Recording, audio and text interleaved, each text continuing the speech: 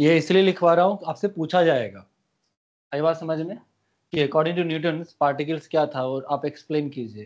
According to Max Planck light क्या था वो एक्सप्लेन कीजिए। अकॉर्डिंग टू हाइगन्स लाइट क्या था वो एक्सप्लेन कीजिए। उसकी बेसिक डेफिनेशन आपको लिखनी पड़ेगी, ठीक है।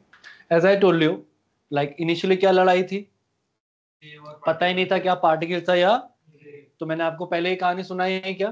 पहले क्या है हमारे पास, न्यूटन साहब क्या है, और उन्होंने दिया कॉस्पिक्युलर थ्योरी। क्या दिया है उन्होंने, कॉस्पिक्युलर थ्योरी। उन्होंने क्या बोला, Newton was the first scientist who said that light is made up of what, tiny elastic particles. किससे बना हुआ है भाई साहब ये, बहुत छोटे छोटे, और पार्टिकल्स भी कैसा है, इलास्टिक है। पार्टिकल्स कैसा है, यानी कोई एनर्जी का लॉस नहीं होगा कोलिजन में, ठीक है। कॉल कॉस्पिकुलस, क्या बोलते हैं उसको, corpuscles, which like travel with the speed of light. कैसे चलता है, स्पीड ऑफ लाइट से ट्रेवल करता है। बट कॉन्ट्रडिक्शन वहीं आ जाना चाहिए था, particle travelling with the speed of light, पर ठीक है नहीं किया, क्योंकि उसी जमाने में न्यूटन साहब क्या थे, मोदी जी थे, हाँ है ना। तो ultimately the overall conclusion of this story is this कि अकॉर्डिंग टू न्यूटन लाइट किससे बना हुआ है, किससे बना हुआ है, बोल जोर से, टाइनी पार्टिकल, छोटे छोटे पार्टिकल से बना हुआ। अल्टीमेटली कहना चाह रहे भाई पार्टिकल नेचर है लाइट का, कैसा नेचर है का, ठीक है। लेकिन आफ्टर सम टाइम क्या हुआ बेटा, ये थ्योरी कुछ चीजें प्रूव करने को कर पाया, जैसे कि जहां जहां पार्टिकल नेचर आता है, फोटो इलेक्ट्रिक इफेक्ट अच्छे से एक्सप्लेन कर पाया, हाँ है ना। But interference explain, diffraction explain, बोला अब बताओ, क्योंकि ये क्या है बेसिकली, वेव नेचर है। इंटरफेरेंस क्या है बेसिकली, वेव नेचर है, हाँ है ना। पोलराइजेशन एक्सप्लेन, तो बोला मतलब कुछ तो गड़बड़ है इस थ्योरी में, बट कुछ अच्छा भी है। क्यों, फोटो इलेक्ट्रिक इफेक्ट एक्सप्लेन कर दिया ना, क्या एक्सप्लेन कर दिया, फोटो इलेक्ट्रिक इन्होंने एक्सप्लेन कर दिया, कहा ठीक है डन। चलिए आगे जाके पढ़ेंगे, स्कैटरिंग भी समहाउ एक्सप्लेन इन्होंने कर दिया था अपनी थ्योरी से। हाँ वो बेसिकली पार्टिकल का बिहेवियर होता है। Scattering is kind of collision process है, ठीक है। जब कोलिजन होता है तो एनर्जी एब्जॉर्प्शन होता है, फिर रेडिएशन होता है, तो ये स्कैटरिंग मेथड कहलाता है, ठीक है। नेक्स्ट आइए हाइगन्स वेव थ्योरी। कौन आया भाई साहब उसके बाद, क्या 2 घंटा पूरा अलर्ट रहना, ये तो कूटे जाओगे आज, ठीक है। कौन आया हमारे पास, हाइगन्स, ठीक है। हाइगन्स ने क्या बोला कि लाइट क्या है, वेव है। लाइट क्या है, वेव है, कहा ठीक है। अच्छा वेव के पास क्या क्या प्रॉपर्टी होती है, कैसे पहचाने कोई वेव है, इंटरफेरेंस, जो ये 5 कंडीशन को सेटिस्फाई करे, 5 कंडीशन को, वो क्या कहलाएगा, वेव, क्या कहलाएगा, या जिसके पास क्या हो, वेवलेंथ हो, क्या हो, वेवलेंथ हो। फ्रीक्वेंसी सब किसी प्रॉपर्टी है, वेव की प्रॉपर्टी है। पार्टिकल नेचर क्या होता है, मतलब पार्टिकल नेचर ये सारी जो ऑब्वियसली वेव की जो प्रॉपर्टीज है वो ऐसे थोड़ी बोलेंगे, वो तो नहीं होना चाहिए, ऑब्वियस है ना। तो पार्टिकल, तुम पार्टिकल हो, क्या प्रूफ है, सॉलिड वेव तो कांस्टेंटली फ्लक्चुएट करते रहते हैं, एम्पलीट्यूड बदलते रहता है, कांस्टेंट हो। पार्टिकल के पास होता है बेटा मास, क्या होता है, वेव के पास मास नहीं होता है। पार्टिकल के पास होता है मोमेंटम। पार्टिकल के पास क्या होता है, जब मास ही नहीं है वेव के पास, तो मोमेंटम कहां से आएगा, आ रही बात समझ में। तो किसी के पास भी मास हो, मोमेंटम हो, तो क्या बोलेंगे भाई साहब, क्या है उसके पास, पार्टिकल नेचर, क्या है वो। और अदरवाइज पांचों प्रॉपर्टी इनिशियल हुआ, क्या बोलने में क्या किया है, मौन धारण किया है क्या, बोल। और अगर इनिशियली 5 प्रॉपर्टीज हो तो क्या बोलेंगे उसको, वेव नेचर है। ये बात समझ में आया, डन। चलिए, तो अकॉर्डिंग टू हाइगन्स क्या था भाई साहब, Huygens was the scientist working parallel to the Newton and who come with the conclusion drastically different ideas to nature of light and said that कि लाइट, सबसे पहली बात ये गड़बड़ क्या किया, ये बोला कि light is not a particle. Obvious ही बात है, तभी कोई सोच ही नहीं सकता था ना, आ रही बात समझ में, कि लाइट के डबल नेचर भी। तो अगर वो उसको वेव थ्योरी प्रूव करना है तो बेसिकली वो क्या करता, जो पार्टिकल थ्योरी है उसको क्या करेगा, आ रही बात समझ में, तो उसको क्या करेगा। तो इसने क्या किया, उसने डिस्कार्ड कर दिया कि भाई साहब लाइट जो है पार्टिकल का, पार्टिकल नहीं है तो क्या है, बोला वेव है, क्या है, का अगर वेव है तो प्रूफ करो, तो प्रूफ कर दिया, क्या कर दिया, तो बोला तो चल फोटो इलेक्ट्रिक इफेक्ट प्रूफ कर, तो बोला वो हमसे ना हो पाएगा, हाँ है ना। बोला क्या उसको, लेकिन 5 प्रॉपर्टी वो तो प्रूव कर दिया वेव वाला समहाउ। तभी उसका थ्योरी उतना डिवॉल्व नहीं हुआ था, बट हो गया था विद लॉन्ग टाइम। ये समझ में आया, डन। क्यों, प्लेनर वेव से कर रहा था इसलिए नहीं हुआ था। According to the Huygens light is a wave. Ultimate conclusion क्या है? लाइट क्या है हमारा? वेव है। किसके अकॉर्डिंग? हाइगन्स के अकॉर्डिंग। लेकिन माना किसकी गया थ्योरी? न्यूटन साहब की थ्योरी। किसकी थ्योरी? का। Very good. And after some time फिर क्या हुआ भाई साहब? एक साइंटिस्ट आए और ये बेसिकली लाइट पे वर्क भी नहीं कर रहे थे। लाइट पे he was working on electromagnetic signal. किस पे वर्क कर रहे थे? इलेक्ट्रोमैग्नेटिक वेव पे वर्क कर रहे थे। किस पे कर रहे थे?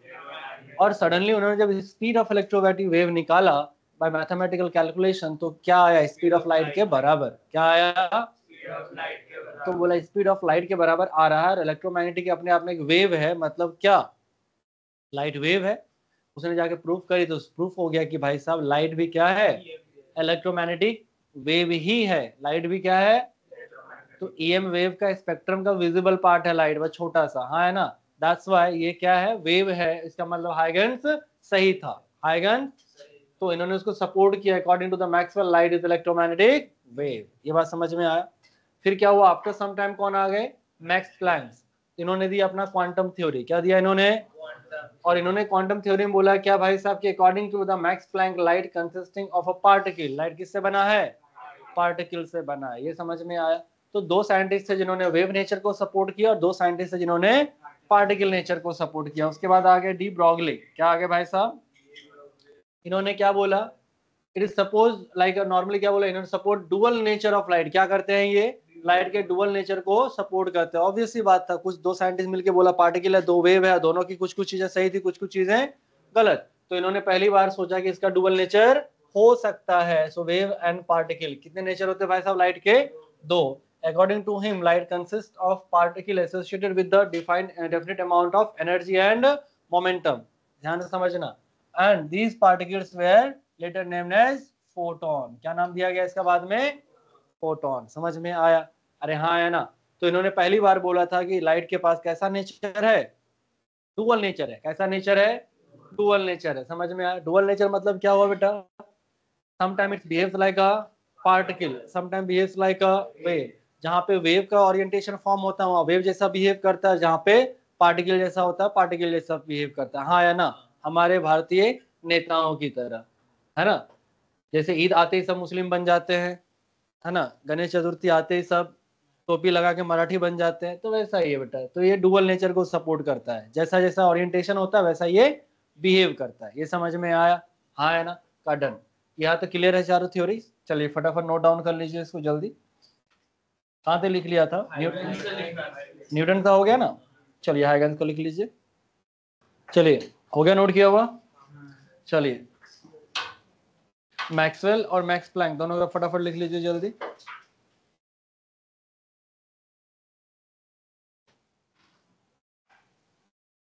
मतलब वो 21 ईयर्स वाला डी ब्रॉगली।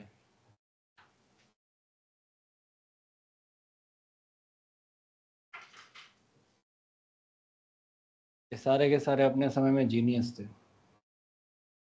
अपने जमाने के इन्फ्लुएंसर थे, द गुड इन्फ्लुएंसर।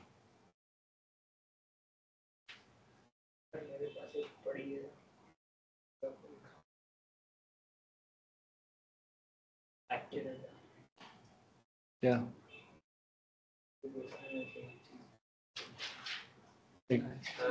एक फोटो।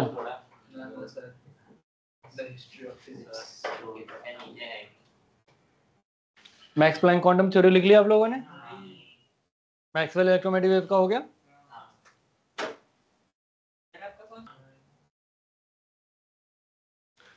फोटोन तक ही लिखना है आपको, ठीक है? चलिए अब देखिए बेटा ध्यान से। तो उन्होंने बोला क्या कि सबसे पहले कि लाइट क्या है बेटा? डुअल नेचर पोज करता है और ये कंसिस्ट करता है बेसिकली किससे किससे बना हुआ है? It is consist of particles. बहुत सारे पार्टिकल्स से बने हुए हैं जो एनर्जी और मोमेंटम को कैरी करता है, जो एनर्जी और कैरी करता है। क्लियर है यहाँ तक? हाँ ठीक है। The photon possess momentum and it's given by. जो फोटोन है बेटा वो एक मोमेंटम अप्लाई करता है। वो कितना करता है बेटा? P equal to h by lambda. P equal to h by lambda, जहाँ पे P क्या है बेटा? Momentum of one photon. एक फोटोन का मोमेंटम है। किसका है? लैम्डा क्या है बेटा हमारा? Wavelength of wave. क्या है ये? Wavelength of wave. और दूसरा h क्या है बेटा? Planck's constant which is 6.62 into 10 power minus 34 joule second. इसको याद रखना, हमें through out the modern physics ये काम आएगा, ठीक है। चलिए, so what is the plank constant? 6.62 into 10 to the power minus 34 joule second. Yes,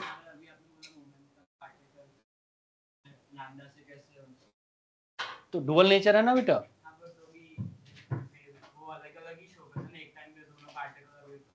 नहीं करता एग्जैक्टली तो इन्होंने क्या, अभी मैंने क्या बोला कि लाइट किससे है, बेसिकली डुअल नेचर शो करता है। तो जब ये पार्टिकल नेचर शो करेगा उस हिसाब से इसके बाद मोमेंटम होगा, कितना होगा?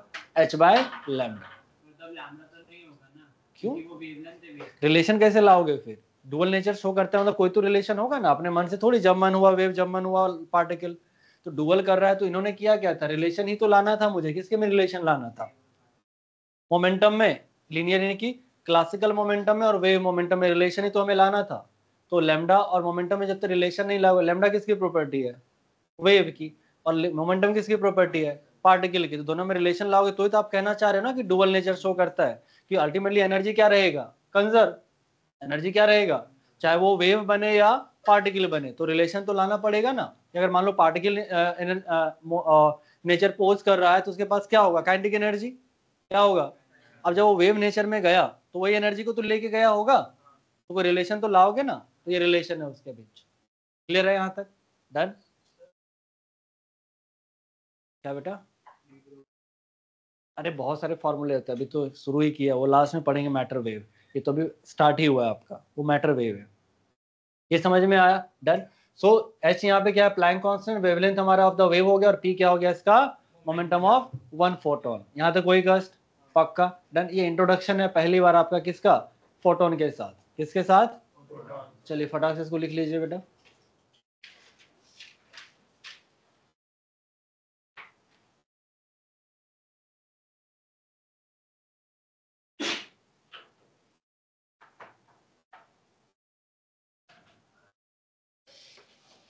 कितना आलसी है रे तू, हाँ? इतना बैल है, इतना बैल है। तो पेपर भी अखिल सर को लिखने के लिए लेके आया था। अखिल सर ने उधर छोड़ दी। नहीं क्यों? अखिल, इसके पेपर में अखिल सर ने उधर क्यों छोड़ देंगे वो? अरे सर लीव पे ना, वो तो गए घर गए ना। तो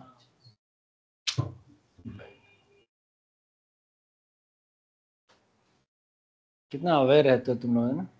कौन टीचर कहाँ छोड़ रहा है, कहाँ पकड़ रहा है, कौन आया कौन नहीं गया। सर को गरबा करते देखा है? नहीं देखा है सर, मस्त करते होंगे। अच्छा अभी नहीं, बाद में।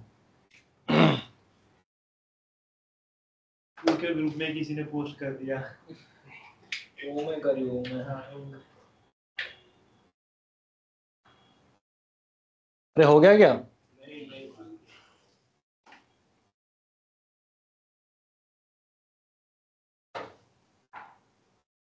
6.636 6.67 6.64 या 6.63 था। 6.63 तक ग्रेविटेशनल 10⁻34 का ऑर्डर है, तो 6.69 लिख ले, क्या बिगड़ जाएगा? 34 जीरो 34 जीरो लग रहा है 6 से पहले, बुद्धि लगा ले थोड़ा।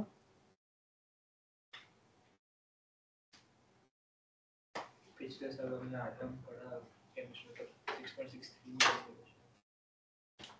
हायर डिजिट तक जाते तो 6.63 6.6 पढ़ता जाएगा, उससे क्या मतलब, बट अपना 6.63 से काम चल जाएगा। आगे बढ़े, यहाँ तक हो गया। चलिए अब हेडिंग डालेंगे बेटा। अच्छा इलेक्ट्रॉन वोल्ट तुम्हें आता है क्या? इलेक्ट्रॉन वोल्ट ईवी है ना, तो लिखिए। करवाया है तो फिर भी कर लेते हैं, लिखिए ईवी।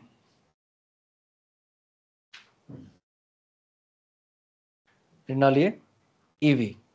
इलेक्ट्रॉन वोल्ट लिखेंगे क्या? Electron volt. क्योंकि बेटा अब हम किस पे डील करने जा रहे हैं? माइक्रोस्कोपिक लेवल पे डील करने जा रहे हैं। कहाँ डील करने जा रहे हैं? माइक्रोस्कोपिक लेवल पे। तो माइक्रोस्कोपिक लेवल पे जो एनर्जी होता है वो बहुत ही क्या होता है? कम। तो हर बार पावर लिखना is not good. 30 power 34 30 minus में लिखना इज नॉट गुड। तो उसके लिए हम एनर्जी किस में डील करते हैं? इलेक्ट्रॉन वोल्ट में डील करते हैं। किस में डील करते हैं? तो कोई पूछे कि भाई साहब ये इलेक्ट्रॉन वोल्ट, 1 इलेक्ट्रॉन वोल्ट का डेफिनेशन कोई पूछे तो क्या लिखोगे? 1 इलेक्ट्रॉन को, अगर एक इलेक्ट्रॉन को 1 वोल्ट के पोटेंशियल डिफरेंस में अगर भगाया जाता है एक इलेक्ट्रॉन को, अगर 1 वोल्ट के पोटेंशियल डिफरेंस में भगाया जाता है तो जो काइनेटिक एनर्जी गेन करता है वही कहलाता है क्या, उसका 1 इलेक्ट्रॉन वोल्ट। ये बात समझ में आया? तो लिखेंगे 1 इलेक्ट्रॉन वोल्ट, उसका डेफिनेशन लिखिए। इफ एन इलेक्ट्रॉन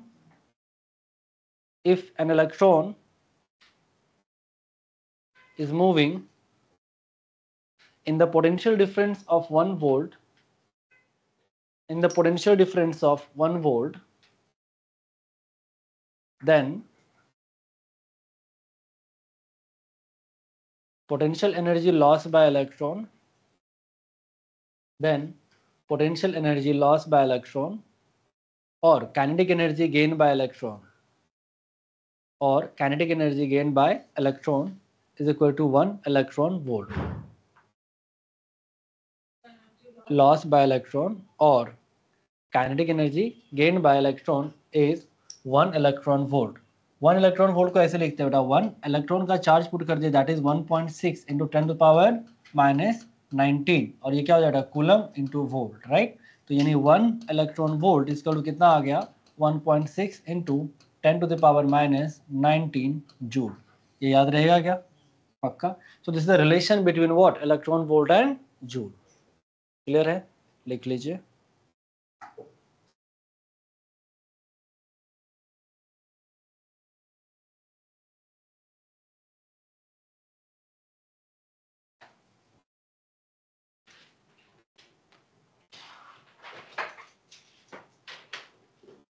आओ, शकल से लग रहा है रात को सोए नहीं, किया क्या, या दिन में सो रहे थे, है ना? लग ही रहा है मुझे। आता हूँ, नींद भगाते 2 मिनट। चलिए शुरू करें। अब हम शुरू करने वाले हैं। देखो, एटॉमिक स्ट्रक्चर को या फोटो इलेक्ट्रिक को बेहतर समझने के लिए आपको एक कहानी सुननी पड़ेगी। क्या सुननी पड़ेगी? बहुत ही इंटरेस्टिंग कहानी है। तो लिखेंगे एक्स्ट्रा पॉइंट, और ये एक्स्ट्रा पॉइंट मैं आपको बता रहा हूं। चर्चा ऑफ एटम, चर्चा ऑफ एटम, ये स्टैंडर्ड डेफिनेशन होगा, ठीक है? क्या बेटा? चर्चा ऑफ एटम। मेरे हिसाब से पूछोगे जिसको मैं बोलता हूं इलेक्ट्रॉन की दुख भरी दास्ता। क्या बोलते हो बेटा इसको? इलेक्ट्रॉन की दुख भरी दास्ता। शुरू करें, इलेक्ट्रॉन की दुख भरी दास्ता शुरू करें। चल, लिखना विखना बंद कर, पेन वेन सब नीचे रख दे, बस खाली समझ, ठीक है? क्योंकि इसको समझोगे तो फोटो इलेक्ट्रिक एमिशन बहुत अच्छे समझ में आएगा, क्वांटम फिजिक्स क्या है समझ में आएगा, लाइन स्पेक्ट्रम क्या है समझ में आएगा, एटॉमिक स्ट्रक्चर समझ में आएगा। ये नहीं आया तो कुछ समझ नहीं आएगा। क्लियर है? So focus on the board, ठीक है? अगर आपने केमिस्ट्री में एटॉमिक स्ट्रक्चर पढ़ा है बेटा, तो आपको पता होगा कि जो किसी भी ऑर्बिट का एनर्जी होता है, किसी भी ऑर्बिट का जो एनर्जी होता है तो कितना होता है बेटा? -13.6 z² upon n² electron volt. This is the orbital energy of electron. क्या है ये? किसी भी nth ऑर्बिट में अगर आपका इलेक्ट्रॉन है with having atomic number z, तो क्या है बेसिकली, क्या होगा हमारा 13.6 z² upon n² electron volt. ये समझ में आया? पक्का? अब हुआ क्या कि अगर इलेक्ट्रॉन के पास किसी भी ऑर्बिट में अगर वो इलेक्ट्रॉन हो तो उसके पास एनर्जी होती है 13.6 z² upon n² electron volt. पहली बात तो ये है कि सर ये जो फॉर्मूला है, ये हाइड्रोजन एटम के लिए सिर्फ वैलिड है। किसके लिए वैलिड है? या हाइड्रोजन लाइक एटम के लिए वैलिड है। किसके लिए है? तो या तो हाइड्रोजन एटम होना चाहिए या हाइड्रोजन लाइक एटम होना चाहिए। ये समझ में आया? अब सवाल क्या, ध्यान से देख, क्या हुआ। मान ले इस दुनिया में कुछ नहीं है, इस दुनिया में, है ना? अब क्या हुआ, ध्यान से सुन। एक बार हाइड्रोजन का न्यूक्लियस ऐसे बैठा हुआ था, हाइड्रोजन का न्यूक्लियस है तो उसके पास क्या होगा, एक प्रोटॉन और एक, हाइड्रोजन के पास क्या होता है, एक प्रोटॉन और, यही होता है। हाइड्रोजन के पास क्या क्या होता है? न्यूट्रॉन होता है हाइड्रोजन के पास। वही मैं सही बोल रहा था। तो प्रोटॉन तो वैसे भी हमारा न्यूट्रॉन में कोई इंटरेस्ट नहीं। हाइड्रोजन है बेटा, उसके न्यूक्लियस में एक प्रोटॉन प्रेजेंट है। क्या है? न्यूट्रॉन हमारे काम में आएगा कहाँ पे? न्यूक्लियस जब पढ़ेंगे तब काम में आएगा। ठीक है। सो मैंने कहा एक प्रोटॉन है। अब ये प्रोटॉन क्या बोला कि यार बहुत अकेला अकेला लग रहा है। क्या बोला? तो बोला क्या चाहिए आपको? क्या बोला? क्या चाहिए आपको? बोला मैं भी चाहता हूँ मेरा भी घर परिवार हो, थोड़ा हमारा संसार बड़ा हो। बोला हाँ। बोला यू मीन आपको क्या चाहिए? प्रोटॉन चाहिए, इलेक्ट्रॉन चाहिए, न्यूट्रॉन चाहिए, हाँ है ना, अहमदाबाद सब मिलता है। तो बोला क्या कि मुझे इलेक्ट्रॉन चाहिए। क्या चाहिए बेटा? ध्यान से समझना। तो कोई बात नहीं, आप बोलो कितना इलेक्ट्रॉन चाहिए, मैं ला के देता हूँ। ब्रोकर ने क्या बोला? आपको कितना इलेक्ट्रॉन चाहिए, मैं ला के। बोला ठीक है, जाओ एक इलेक्ट्रॉन लेके आओ। क्या लेके आओ? तो ब्रोकर गया बेटा, और बहुत दूर कहीं इनफाइनाइट पे एक इलेक्ट्रॉन पड़ा हुआ था। कहीं दूर एक इनफाइनाइट पे एक इलेक्ट्रॉन, उसको वो उठा के लाया। बोला चलो तुमको मैं क्या करता हूँ, ले चलता हूँ। बोले ठीक है।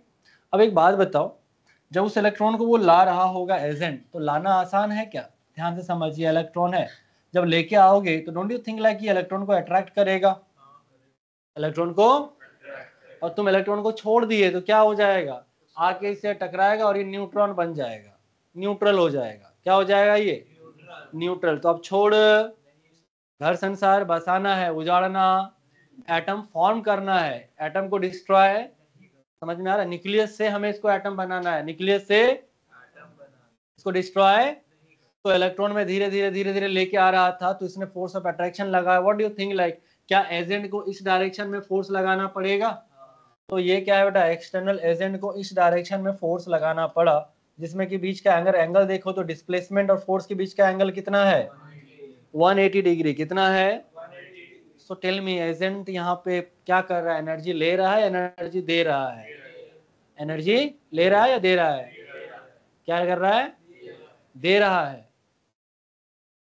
चलो वर्क पावर पढ़ाऊंगा मैं, एनर्जी दे रहा है। हाँ, नेगेटिव वर्क डन आएगा, एनर्जी दे रहा है, एनर्जी एनर्जी दे रहा है। इधर इधर इधर, नहीं नहीं इधर, हाथ में नहीं, बाइसेप में, इधर।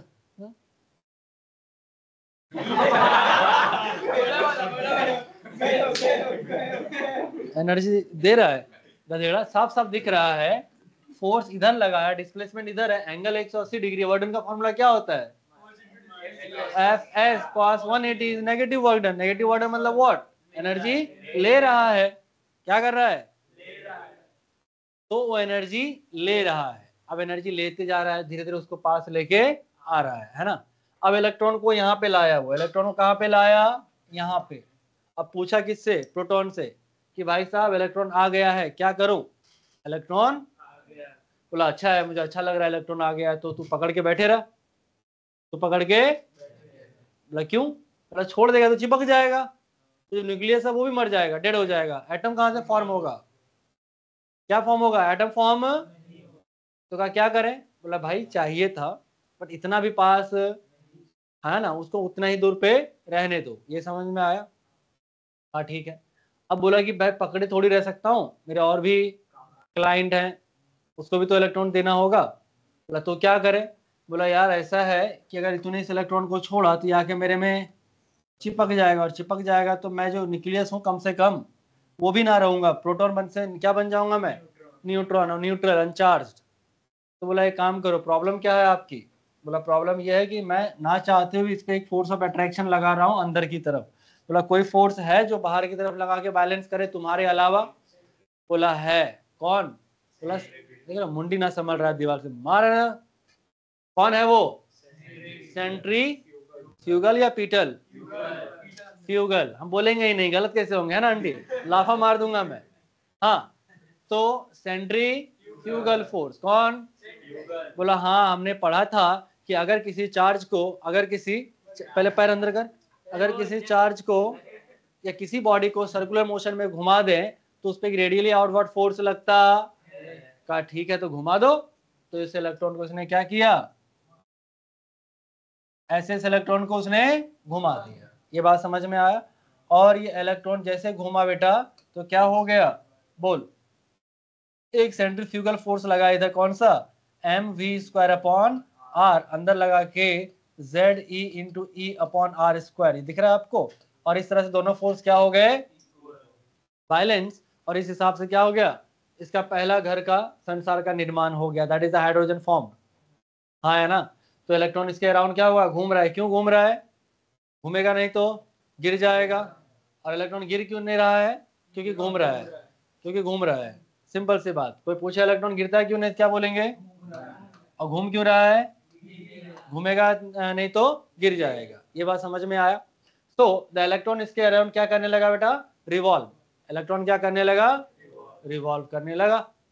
जैसे इलेक्ट्रॉन को रिवॉल्व कराया, जैसे इलेक्ट्रॉन को भागा भागा आया होगा। कौन आया होगा, बोल कौन आया होगा, मैक्सवेल आया भागा भागा। कौन आया, बोला कि भाई साहब मैंने जब थ्योरी दिया तूने पढ़ा है अच्छे से, बोला क्या, व्हेनेवर इलेक्ट्रॉन एक्सरेट या चार्ज पार्टिकल एक्सरेट तो क्या करता है, एनर्जी रेडिएट करेगा, उसका नाम होगा इलेक्ट्रोमैग्नेटिक वेव। तो जब एनर्जी लॉस करेगा तो एक्चुअली में क्या होना चाहिए, इसकी एनर्जी घटनी चाहिए, और घटते घटते इसका एक्चुअल में एक समय में क्या होना चाहिए, गिर जाना चाहिए इलेक्ट्रॉन इसके न्यूक्लियस में। So the according to this atom should not be stable. Atom stable होना, जबकि स्टेबल है, मतलब तुम्हारी थ्योरी, हाँ है ना। ये थ्योरी किसने दिया था, रदरफोर्ड। किसने दिया था, रदरफोर्ड ने, कि electrons revolving around the neutron, हाँ सॉरी प्रोटॉन। ये समझ में आया, कहा डन। पहली बात तो ये समझ में आया, इलेक्ट्रॉन का सेटअप हो गया, घूमने लगा, है ना। अब हुआ क्या बेटा, कि कुछ और इलेक्ट्रॉन्स को लाना पड़ा, कुछ और इसको इलेक्ट्रॉन को चाहिए था। बोला कि अब न्यूक्लियस क्या बोला, एक चीज नोटिस किया तुमने, ड्यूरिंग दिस प्रोसेस एजेंट को एक एनर्जी मिला, दैट इज कॉल्ड ब्रोकरेज। कितना,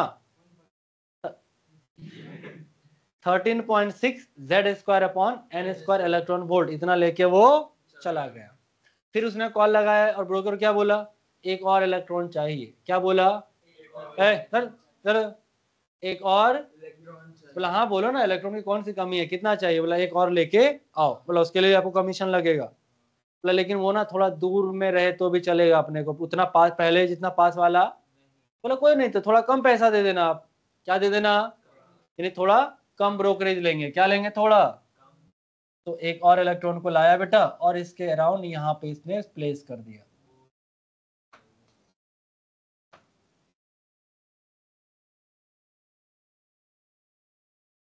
ये पता चला, इसने दूसरे ऑर्बिट का फॉर्मेशन कर दिया। क्या कर दिया, तो this is called n equal to 1, this is called n equal to 2 का, ठीक है। और इस हिसाब से एक और इलेक्ट्रॉन को लेके आया बेटा, जो क्या कर रहा था, इस पे रिवॉल्व करने लगा। हाँ है ना, क्या फॉर्म हो गया, हीलियम। पहले क्या था, हाइड्रोजन था, अब क्या हो गया फॉर्म, हीलियम में तो सर पहले ऑर्बिट में 2 इलेक्ट्रॉन होते हैं ना, H- हीलियम 2 इलेक्ट्रॉन मतलब H-। पहले ऑर्बिट में 2 इलेक्ट्रॉन होते हैं, हाँ पहले में 2 होते हैं, हाँ बाकी सब में अरे हर एक ऑर्बिट में सेल वो स्पिन अपोजिट होता है, हर एक ऑर्बिट में 2 इलेक्ट्रॉन होते हैं ना भाई। तो मैं समझा रहा हूँ क्वांटम हाइड्रोजन का बोर मॉडल जो है वो समझा रहा हूँ। एक ऑर्बिट में क्या मानेंगे, वो तो आप केमिस्ट्री में पढ़ते हो, सब ऑर्बिट, स्पिन बैलेंस, आई बात समझ में। ये दूसरे ऑर्बिट में एक इलेक्ट्रॉन रिवॉल्व करने लगा, ये समझ में आया। आफ्टर सम फिर से कुछ कमीशन लेके गया, फिर से कुछ कहा, ठीक है। अब क्या हुआ बेटा, ध्यान से सुनना। अब इसने बोला कुछ समय के बाद कि भाई साहब मुझे और इलेक्ट्रॉन चाहिए। बोला अरे बोलो आपको कितना इलेक्ट्रॉन चाहिए, हमारे पास उतना इलेक्ट्रॉन है, हाँ है ना। बोला ये वाला जो इलेक्ट्रॉन है ना, मुझे थोड़ा और दूर चाहिए होगा। तो बोल क्या कमीशन लेगा, अरे आपके लिए क्या है, थोड़ा कम ले लेंगे, कोई बात नहीं। तो क्या उससे भी कम लेगा ये। तो ये बेटा हमारा n equal to third orbit, ये क्या हमारा n इक्वल टू, और यहाँ भी एक इलेक्ट्रॉन क्या करने लगा बेटा, इसके ऑर्बिट में रिवॉल्व करने लगा। क्या ऐसे करते करते मल्टीपल ऑर्बिट्स फॉर्म हो सकते हैं क्या, कहा ठीक है, मल्टीपल ऑर्बिट्स फॉर्म हो गए बेटा ऐसे करते करते, ठीक है। और तूने नोटिस किया, हर एक इलेक्ट्रॉन्स को लाने में, हर एक इलेक्ट्रॉन्स को सम अमाउंट ऑफ एनर्जी वो लेके गया, सम अमाउंट ऑफ एनर्जी वो लेके गया, कहा ठीक है, वेरी गुड।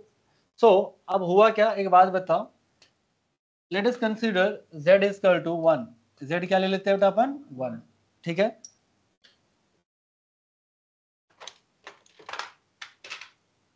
चल पहले ऑर्बिट के लिए, फर्स्ट ऑर्बिट के लिए E1 अगर निकालूंगा तो क्या आएगा बेटा, बोल 13.6 अपॉन 1 स्क्वायर अपॉन 1 स्क्वायर। तो पहले ऑर्बिट का इलेक्ट्रॉन की एनर्जी कितनी आ गई, और ये माइनस आता है, ध्यान रखना, माइनस 13.6 इलेक्ट्रॉन वोल्ट आ गया। तो बोला पहले ऑर्बिट के लिए जो एनर्जी चाहिए था बेटा वो कितना चाहिए था, इधर लिख देता हूँ समझ जाना, तुम्हें तो मिस हो जाएगा बहुत। बोला चल दूसरे के लिए निकाल, तो क्या करेंगे 13.6 अपॉन 4 क्या आ रहा है, अपॉन 4 होगा ना, 2 का स्क्वायर है बेटा, डिवाइड होगा ना। तो सेकेंड ऑर्बिट का कितना आया एनर्जी,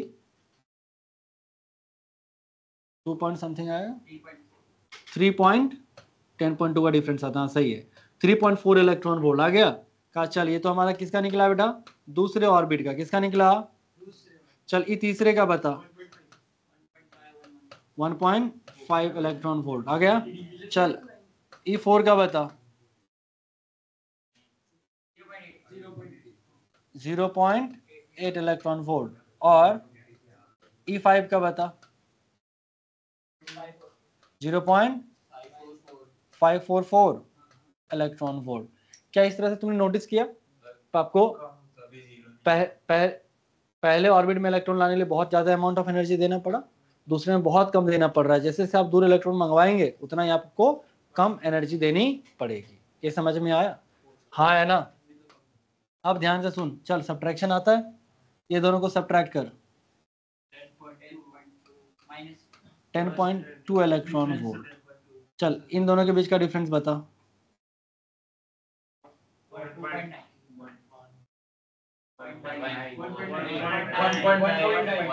कितना, 1. ओके चल इन दोनों क्या बता, 0. इन दोनों के बीच क्या बता, 0.256 यार तुम इसलिए कैलकुलेटर दिया है, सही बताओ एक बार में, डेटा बहुत काम आएगा आगे, बोल 0.256 इलेक्ट्रॉन वोल्ट। ये समझ में आया। अब हुआ क्या, ध्यान से सुन, अब ये इलेक्ट्रॉन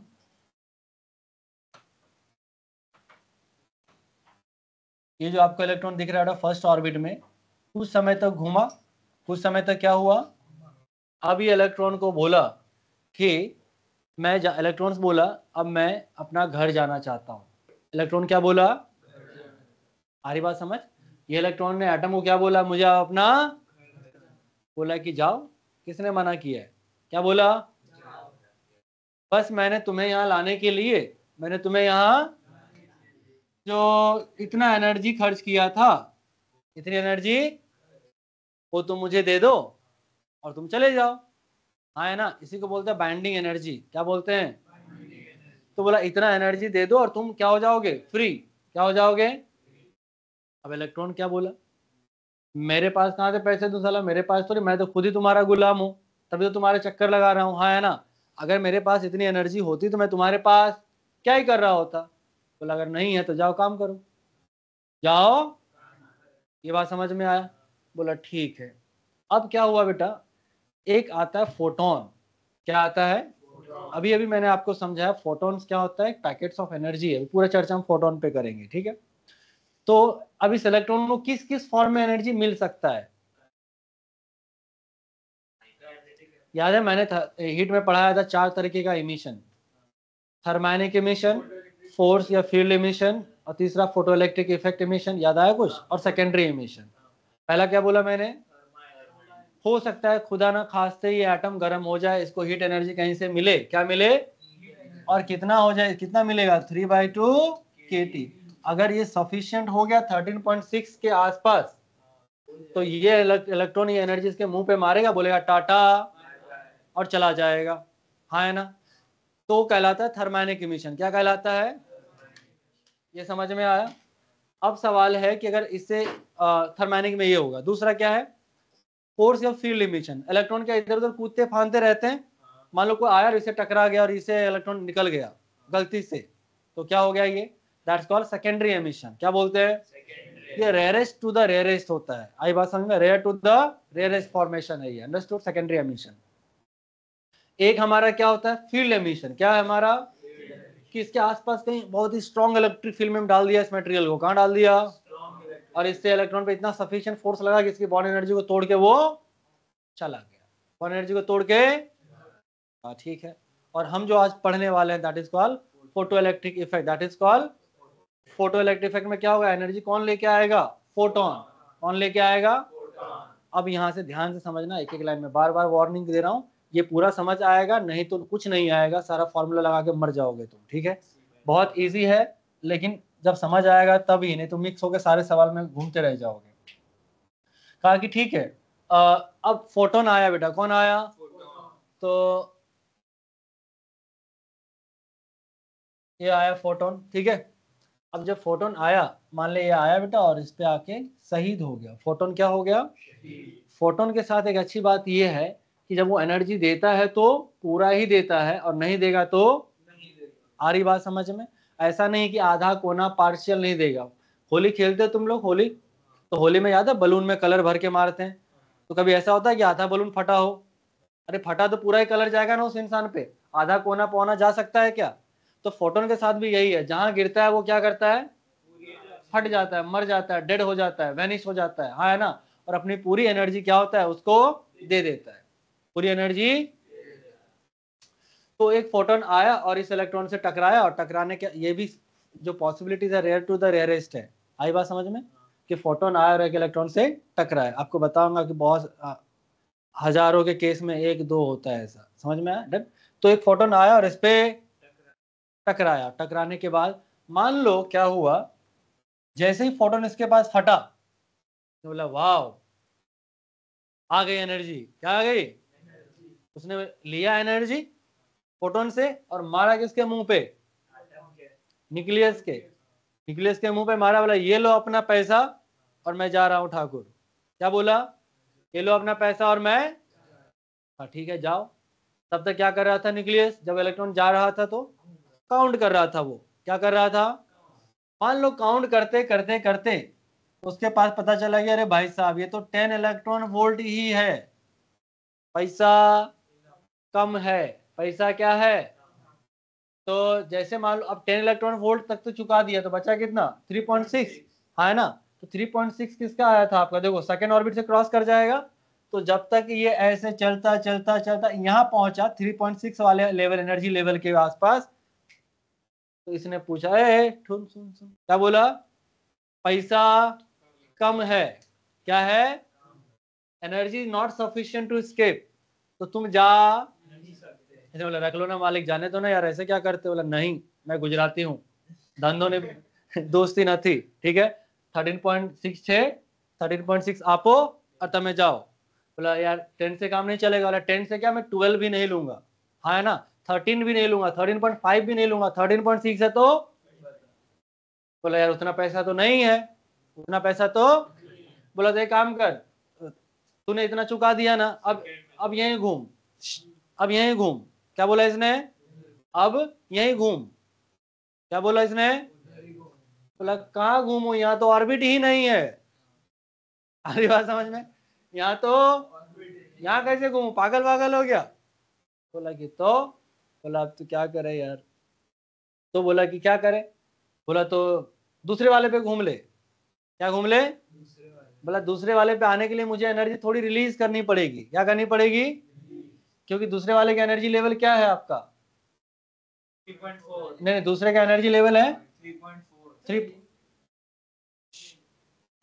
समझ में आया, दूसरे ऑर्बिट की जो एनर्जी 3.4 है, मुझे मिला 10 था, तो इसका मतलब मुझे एनर्जी क्या करनी पड़ेगी, रिलीज करनी पड़ेगी, हाँ है ना।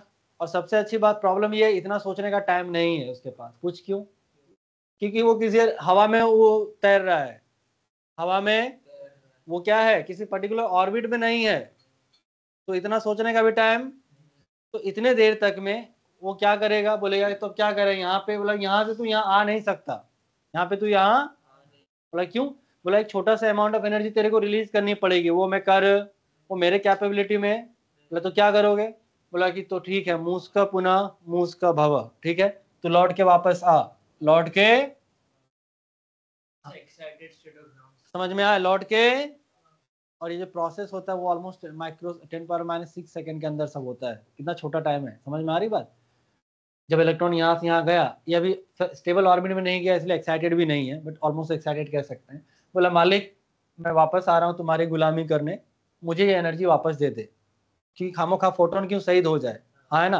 तो जब ये यहाँ से यहाँ आएगा तो एक जो एनर्जी इसने लिया था वो इसको उतनी एनर्जी का एक फोटोन रिलीज कर देगा। क्या कर देगा? बट इन सब में सबसे इंपॉर्टेंट फंडा ये है कि ये वो एनर्जी रिसीव ही नहीं करेगा। ये वो एनर्जी क्यों? क्योंकि मैंने पहले बोला था वो उसी एनर्जी को रिसीव करता है जो उसको एक ऑर्बिट से लेके दूसरे ऑर्बिट तक लेके जा सके। एक ऑर्बिट से दूसरे ऑर्बिट। मान ले कि फॉर एग्जांपल तू बिजनेस स्टार्ट कर रहा है। क्या कर रहा है? पहला लेवल स्टार्ट करने में तेरे को 5 लाख रुपए लगेगा, दूसरे लेवल को स्टार्ट करने में 10 लाख लगेगा। तो दूसरा तू तब तक स्टार्ट करेगा जब तक 10 लाख ना हो जाए। 9 लाख में करेगा स्टार्ट? नहीं। सेम चीज, इसको पता है कि that 10 electron volt is not sufficient, किसी ऑर्बिट में मुझे लेके जा, इसलिए वो लेगा ही नहीं। क्या होगा ये एनर्जी? सर व्हाट अबाउट अगर ये 10.2 होता तो? हाँ, ये अच्छी बात कहा कि अगर सर ये इलेक्ट्रॉन एनर्जी कितना होता है बेटा? तो जो एक फोटोन आया, अच्छा ये जो मैंने बनाया एनर्जी लेवल थोड़ा अंदर रहेगा, ऊपर नहीं जाएगा, ये अंदर होगा। हाँ, क्योंकि क्या है ये एनर्जी कम है ना।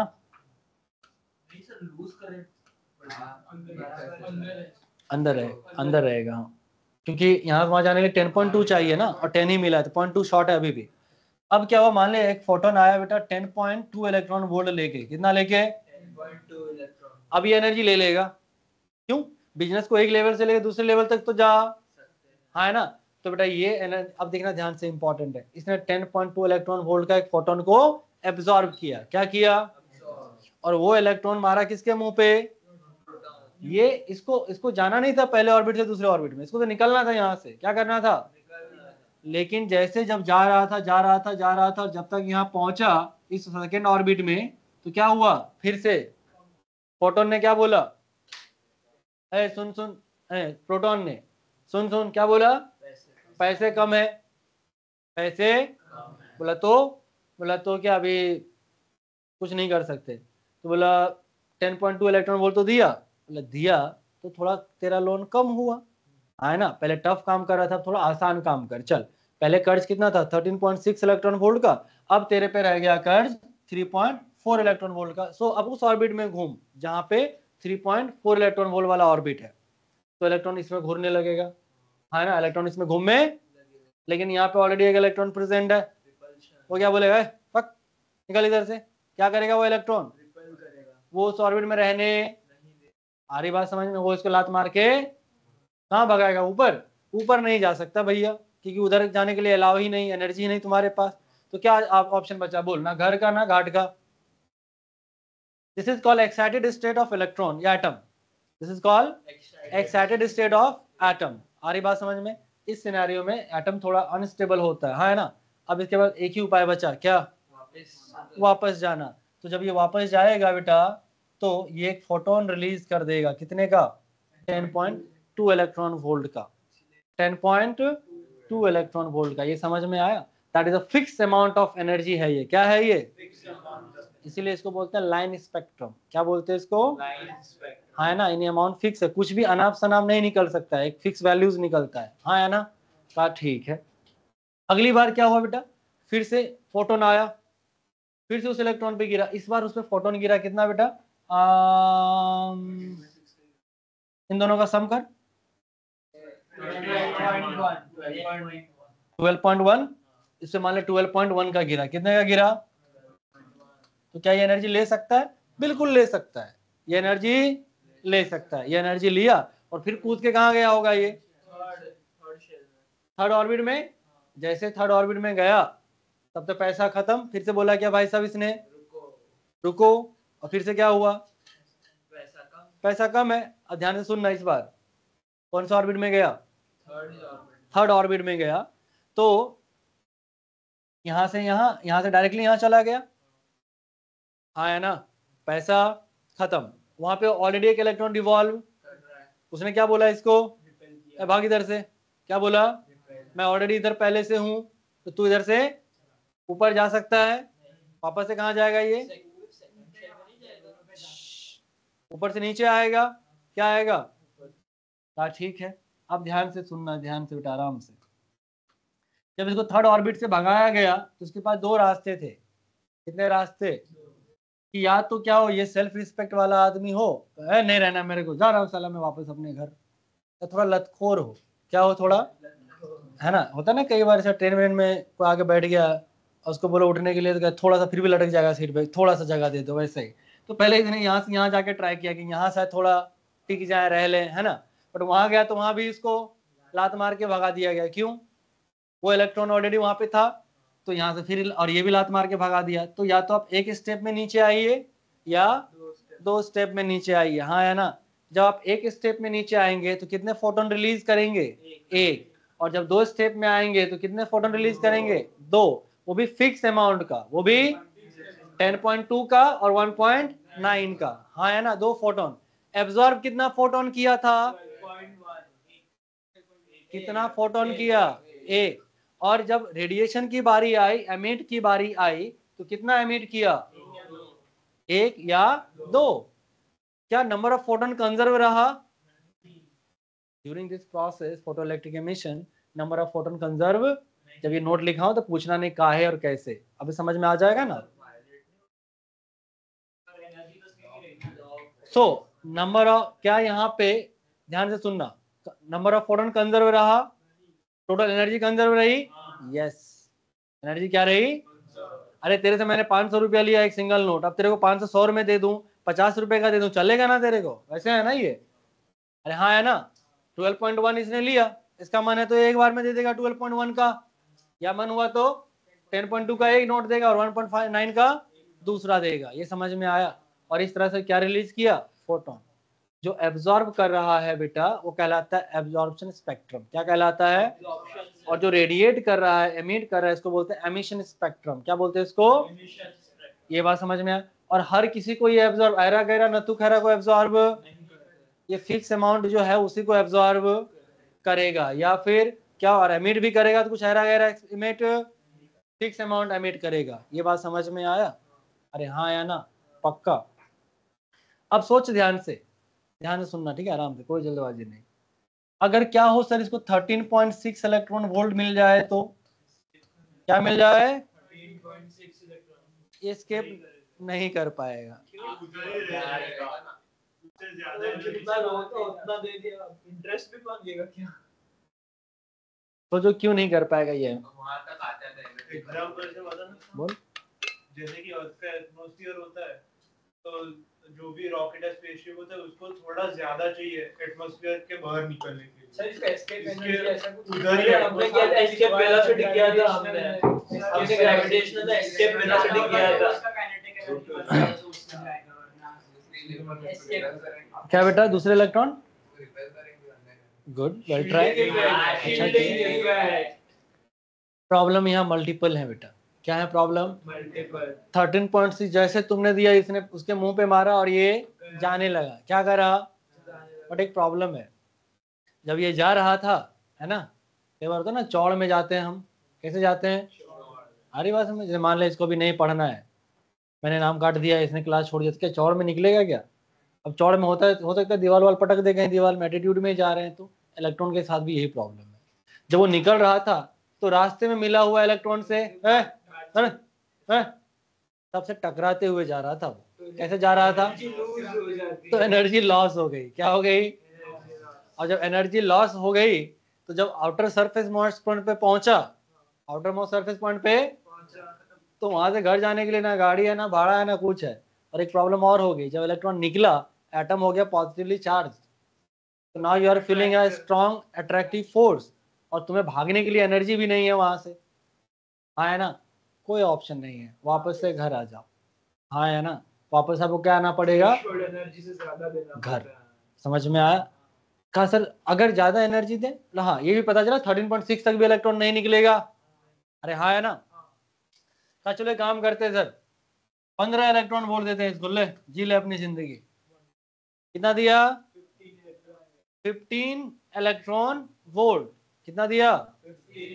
तो 13.6 इलेक्ट्रॉन वोल्ट तो मारा है इसके मुंह पे, हाँ है ना, बाकी कितना बच गया? 1.4 इलेक्ट्रॉन वोल्ट। क्या करेगा ये? शॉपिंग। वो अपना यूज करेगा काइनेटिक एनर्जी में। किस में यूज करेगा? तो ये 1.4 इलेक्ट्रॉन वोल्ट को काइनेटिक एनर्जी बना के स्पीड गेन करेगा और वहां से वो एस्केप कर जाएगा। समझ में आया? इंसिडेंट एनर्जी यानी 15 इलेक्ट्रॉन वोल्ट, आई बात समझ में? 13.6 ये ले लिया, बाकी जो बच गया काइनेटिक एनर्जी बचा। कैसे रिलेशन लिखोगे तुम इसको? 15 माइनस 13.6 इसका टू 1.4, इसको बोलते हैं काइनेटिक एनर्जी। क्या बोलते हैं इसको? इसको बोलते हैं इंसिडेंट एनर्जी। क्या बोलते हैं इसको? मेटल का कहते हैं वर्क फंक्शन। क्या बोलते हैं? तो E माइनस 5 इसका टू K। इस इक्वेशन के लिए आइंस्टाइन को नोबेल प्राइज मिला। समझ में आया? इस इक्वेशन के लिए आइंस्टाइन को क्या मिला? Nobel prize. और गधेड़ों ने जो स्पेशल थ्योरी रिलेटिविटी दिया उसके लिए उसको नहीं मिला, क्योंकि किसी को समझ में ही, ये बड़े जल्दी समझ में आ गया। 5 माइनस 2 इक्वल टू 3। अरे क्या मजाक है? What is this? हैं?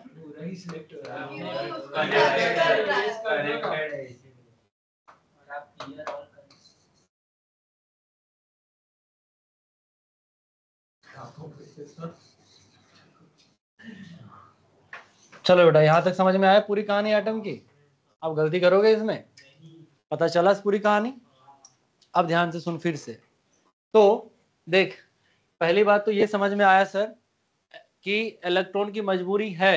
इलेक्ट्रॉन की पहले तो ये पता चला इलेक्ट्रॉन घूम क्यों रहा है, क्योंकि हर एक इलेक्ट्रॉन पे कर्ज है, लोन है, उधार है। इलेक्ट्रॉन पे कर्ज है और कितना? -13.6 Z² अपॉन n²।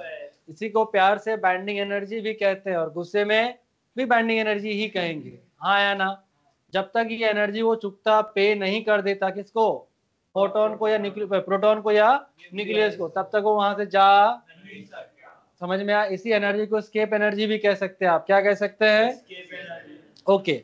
अब ये नहीं इलेक्ट्रॉन को एनर्जी चाहिए तो ऐरा गैरा नतु खैरा किसी को भी वो लेता है, किसी को भी वो लेता। किसको लेता है वो? सिर्फ स्पेसिफिक एनर्जी, जिसका क्या हो, एक ऑर्बिट से दूसरे ऑर्बिट में वो जा सके। एक ऑर्बिट से दूसरे ऑर्बिट में ये बात समझ में आया? हर किसी के फोटोन को एब्जॉर्ब कर ले जरूरी का? ठीक है। दूसरी बात क्या है, अगर वो किसी ऑर्बिट में पहुंच गया तो कोई जरूरी नहीं वहां टिके। कोई जरूरी है वहां वो टिकेगा ही नहीं। क्यों? एटम अनस्टेबल हो जाएगा। एटम क्या हो जाएगा? अनस्टेबल। समझ में आ रही बात? क्यों? अरे इनर मोस्ट सेल खाली है, आउटर मोस्ट में इलेक्ट्रॉन भरा पड़ा है, ऐसा कैसा पॉसिबल है? हाँ है ना? एक और बात, कोई जरूरी नहीं कि ये यहाँ से अगर दूसरे ऑर्बिट में आया तो वो यही लौट के वहां गया, होता था दूसरे इलेक्ट्रॉन को लात मार के भगा दिया होगा। बट क्या फर्क पड़ता है, इलेक्ट्रॉन इलेक्ट्रॉन है, हमें क्या मतलब है? आ रही बात समझ में? तो दूसरा इलेक्ट्रॉन यहाँ से यहाँ जाए या पहला इलेक्ट्रॉन जो आया था वही जाए, कोई फर्क पड़ने वाला अल्टीमेटली है कि वो एनर्जी आपको वापस कर देगा, हाँ है ना? एनर्जी जो वापस करेगा वो किस फॉर्म में करेगा? फोटोन के फॉर्म में, पैकेट के फॉर्म में। क्या करेगा? Fix amount of packet. Fix amount मतलब एनर्जी का अमाउंट फिक्स ही होगा, that is the difference of orbit, that is the. आ रही बात समझ में?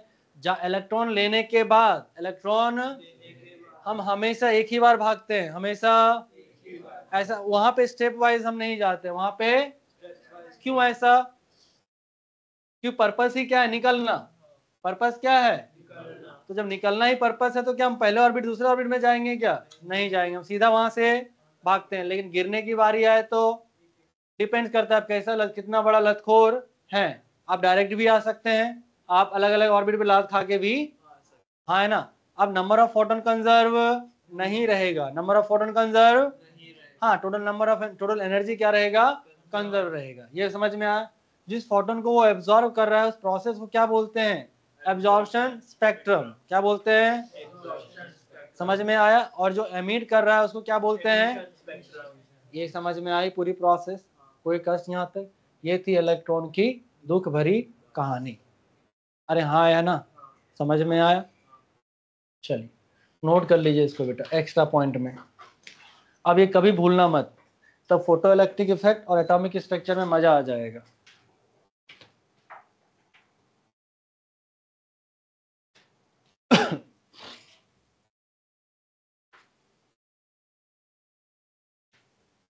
Completed?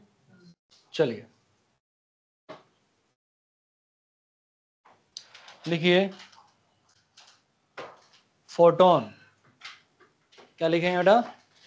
Photon.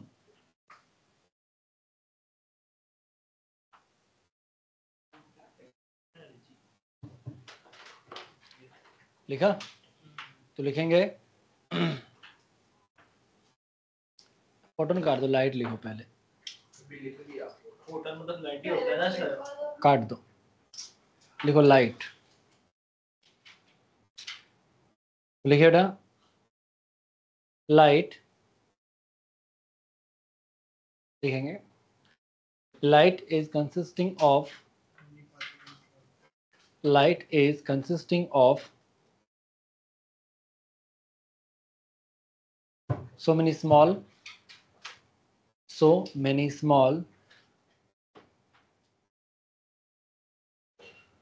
particles, so many small particles or packets of energy, or packets of energy, or packets of energy, where each packet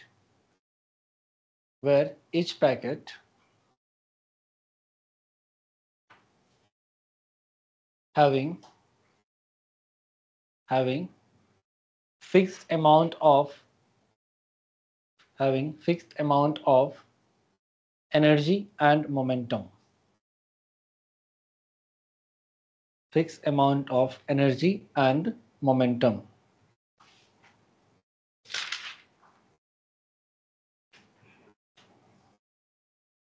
These हो गया पूर्ण विराम।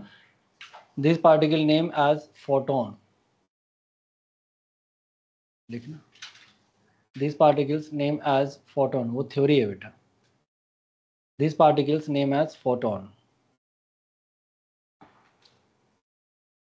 Done. आगे बढ़े, चलिए अब नेक्स्ट लिखें बेटा फोटोन। क्या लिखेंगे? फोटोन। फोटोन पहला लिखेंगे बेटा, it is a packets of energy, it is a packets of energy and momentum. क्या होता है बेटा? एक पैकेट्स की तरह होता है जो क्या होल्ड करता है? Energy and momentum. एनर्जी क्या होता है बेटा इसके पास? यहाँ देखो hc बाय लैम्डा या फिर h न्यू इलेक्ट्रॉन वोल्ट। कितनी एनर्जी होती है? hc बाय लैम्डा और या फिर h न्यू, ठीक है। और कितना मोमेंटम होगा इसका? h by lambda. मोमेंटम क्या होगा बेटा इसके पास? लिखिए एनर्जी इसके पास कितना होगा बेटा? E equal to h c by lambda या h न्यू का, ठीक है। एंड इसके पास मोमेंटम क्या होगा बेटा? P equal to h by lambda, या फिर आप इसको लिख सकते हो क्या?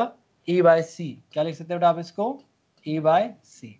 ये है यानी कि फिक्स अमाउंट ऑफ मोमेंटम और फिक्स अमाउंट ऑफ एनर्जी को कैरी करता है। ये समझ में आया? डन। जहां पे न्यू क्या बेटा? यहाँ पे h न्यू में न्यू क्या है? द फ्रीक्वेंसी ऑफ लाइट, जो क्या होता है हमारा?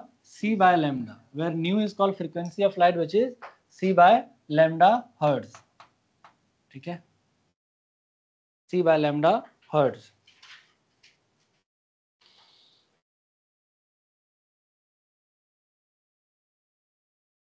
हो गया बेटा।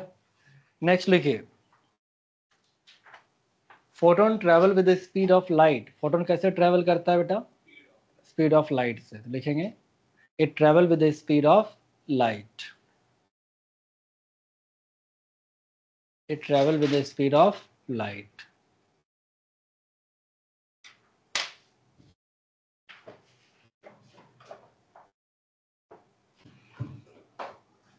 हाँ है ना? क्लियर है? आगे बढ़े। नेक्स्ट लिखिए the rest mass of photon is zero. Rest mass of photon is zero, मतलब जब तक चल रहा है तभी तक ये एग्जिस्ट कर रहा है। टकरा गया, टाटा बाय बाय, खत्म। The rest mass of photon is zero. चल रहा होगा तो मास होगा, लेकिन रेस्ट में आ गया तो मास खत्म। हाँ है ना? ओके। कोई भी कोलिजन अगर ये करेगा तो कैसा कोलिजन करेगा? परफेक्टली कैसा? 100% एनर्जी दे देता है ना, ये तो चिपक ही जाता है, मर जाता है, डेड हो जाता है, खत्म। हाँ है ना? तो कोई भी एनर्जी पार्शली ये देता, वो चिपक ही जाता है उसमें। तो कैसा कोलिजन है? Perfectly elastic collision. तो लिखेंगे photon collide with the photons collide with the particles, collide with the particles is perfectly elastic, sorry perfectly inelastic होगा, perfectly inelastic। हाँ परफेक्ट, इसका मास ही 0 हो गया ना, तो जो भी एनर्जी सब चला गया दूसरे वाले को। फोटोन को इलास्टिक पार्टिकल, हाँ बट फोटोन फोटोन टकराएगा तो ना, तो फोटोन फोटोन एनर्जी एक्सचेंज नहीं करता है, बट फोटोन जब मटेरियल से इंटरेक्ट होता है तो 0 हो जाता है। जैसे देखो ये लाइट है, तो लाइट क्या है, अब अगर इमेजिन करो तो there are millions of photons ऊपर से फॉल कर रहा है आप पे ऐसे। अब फॉल किया इसका मतलब जैसे वो गिरा, ठीक है, तो क्या हो जाएगा, या तो पूरी एनर्जी देगा या बिल्कुल नहीं देगा।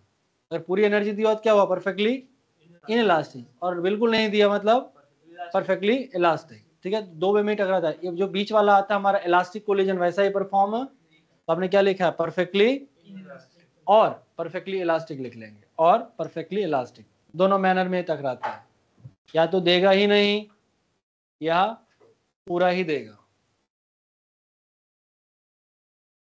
ठीक है, नेक्स्ट लिखो बेटा थर्ड पॉइंट। देखो क्या बोला, there is no concept of conservation of photons. अभी समझ में आया, फोटॉन्स कभी भी कंजर्व नहीं रहते। क्या कंजर्व रहते हैं, एनर्जी और मोमेंटम रह सकते हैं, बट फोटोन कंजर्व नहीं रहते। तो लिखें during collision photons may or may not be conserved. During collision photons may or may not be conserved. लिख लिया बेटा, चलिए अब लिखना बंद कीजिए, बोर्ड पे कुछ ध्यान से देखिए, इंपॉर्टेंट है, समझने की कोशिश कीजिए। आओ सभी लोग बोर्ड पे देखो, लिखना बंद करो। मान लो बेटा मेरे पास एक मेटल सरफेस है, क्या है हमारे पास एक का, ठीक है, और मान ले एक फोटोन इसके पास, जिसके पास एनर्जी कितना है बेटा, hc/λ कितना है, वो आके इस पे गिरा, सरफेस पे गिरा। इंटेंसिटी का फॉर्मूला होता है बेटा total energy upon total time upon area, यही होता है ना, total energy upon total time upon into area. तो कहा सर टोटल एनर्जी, बोला एक फोटोन के पास कितनी एनर्जी है बेटा, hc/λ। तो टोटल फोटोन मान लो n नंबर ऑफ फोटोन्स गिरा, कितना गिरा, capital N, right. So n number of photon है, तो टोटल एनर्जी क्या हो जाएगा, n hc/λ, n hc upon time upon क्या हो गया, ये एरिया। ये समझ में आया, हाँ ठीक है। जरा बताना बेटा कैपिटल N अपॉन N क्या होता है, small n number of photon पर सेकेंड, या रेट ऑफ फोटोन, वही हुआ ना, आई बात समझ में। तो ये क्या आ गया बेटा हमारा, small n into h into c/a, यहाँ तक कोई कस्ट इंटू लैम्डा। ये समझ में आया। अगर आप ध्यान से देखो तो सब कुछ पता चलेगा क्या, कि सर लैम्डा क्या है, वेवलेंथ, लैम्डा क्या है, विच इज कांस्टेंट, है ना, h क्या है, constant, speed of light constant. और a जो होता है, कई बार हम गलत कॉन्सेप्ट लगाते हैं कि सर a जो है वो एरिया ऑफ प्लेट है। a क्या है बेटा, एरिया ऑफ प्लेट कभी नहीं होता, ये एरिया ऑफ बीम होता है। क्या होता है, समझ में आ रही है। आप हम बैल थे, बताने से पहले चिल्लाने लगता है, समझ। मान लो ये टॉर्च है, क्या है बेटा, ये इमेजिन करना, ठीक है, टॉर्च है, यहाँ से लाइट निकली, अब मैं इस पे ऐसे लाइट गिरा रहा हूँ ऐसे, तो कितना एरिया में गिरेगा, बेंच पे जितना एरिया ये है उतना एरिया पे गिरेगा, है ना। अब देखना ध्यान से, इसको मैं टेढ़ा कर दे रहा हूँ ऐसे, अब बोल, ये एरिया ज्यादा हुआ, क्या नंबर ऑफ फोटोन बढ़ाया मैंने, क्या घटाया मैंने, मारूंगा लाफा, मैंने इसमें कोई चेंज किया है क्या। तो यहाँ पे जब टेढ़ा करोगे तो एरिया यहाँ बढ़ गया है, किस पे, लेकिन बीम का एरिया सेम ही रहा, बीम का एरिया, समझ में आया। अगर आप प्लेट वाला एरिया लेते हो तो आपका हिसाब से इंटेंसिटी ड्रॉप हो चुका है, इंटेंसिटी, हाँ है ना। जबकि एक्चुअल में इंटेंसिटी क्यों चेंज होगा, हमने कुछ चेंज किया इसमें, वेवलेंथ चेंज किया, नंबर ऑफ फोटोन चेंज किया, तो इंटेंसिटी चेंज होना चाहिए, नहीं होना चाहिए। इसका मतलब क्या हुआ कि जो एरिया लेना है सर, वो क्या लेना है, एरिया ऑफ बीम लेना है। इसका इसका जितने एरिया से लाइट आ रहा है, this is the area of beam, समझ में आया। यानी जो रेज जा रहा है उसके परपेंडिकुलर एरिया आपको लेना है, डजंट मैटर क्या। अब बेंच पर मैं ऐसे कर दूं तो पूरा लेट गया मेरा लाइट यहाँ से वहां तक, तो ये वाला एरिया लेंगे, तो इंटेंसिटी कितना कम हो जाएगा, है ना। हम एरिया क्या लेते हैं, बीम का। किसका लेते हैं, सोर्स का नहीं, बीम का। जो रेज आ रहा है उसके परपेंडिकुलर एरिया लेते हैं, हाँ है ना। तो इसलिए मैंने यहाँ वर्ड यूज किया था, क्या, एरिया ऑफ बीम। ये क्या है हमारा। तो एक बात बताओ, कहा सर अगर एरिया ऑफ बीम कांस्टेंट है, एच कांस्टेंट है, सी कांस्टेंट, लैम्डा कांस्टेंट है, तो इंटेंसिटी किस पे डिपेंड करता है। तो कहीं पे इंटेंसिटी बढ़ाना चाहते हैं तो क्या बढ़ाएंगे, rate of photons, rate of. आ रही बात समझ में, अरे हाँ या ना। अगर मान ले मुझे इस रूम में लाइट करना है, क्या करना है, तो मैं ये कर्टन क्या करूंगा, ऊपर कर दूंगा। अरे हाँ है ना, ये कर्टन में ऊपर करूंगा तो क्या होगा, उससे फोटॉन्स आने लगेंगे, लाइट। मुझे और ज्यादा लाइट चाहिए तो क्या करूंगा मैं, और ज्यादा। दो ऑप्शन ध्यान से सुन, या तो इसका एरिया बढ़ा दूंगा, इसका एरिया मैंने बढ़ा दिया तो क्या हुआ, नंबर ऑफ फोटॉन्स अंदर ज्यादा आने लगे ना। या फिर क्या करूं, इतने एरिया में मैं एक्स्ट्रा लाइट लगा दूं, क्या लगा दूं, जिससे क्या हो, अल्टीमेटली नंबर ऑफ फोटॉन्स बढ़े। तो इंटेंसिटी बढ़ाने का मतलब क्या हुआ, नंबर ऑफ फोटॉन्स बढ़ाना।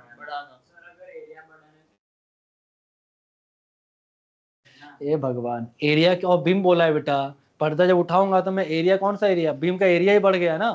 तो एरिया जब बढ़ गया आपका बीम का तो क्या हुआ, नंबर ऑफ फोटॉन्स ज्यादा आ रहा है ना, इंटेंसिटी कम हो जाएगी ना inversely.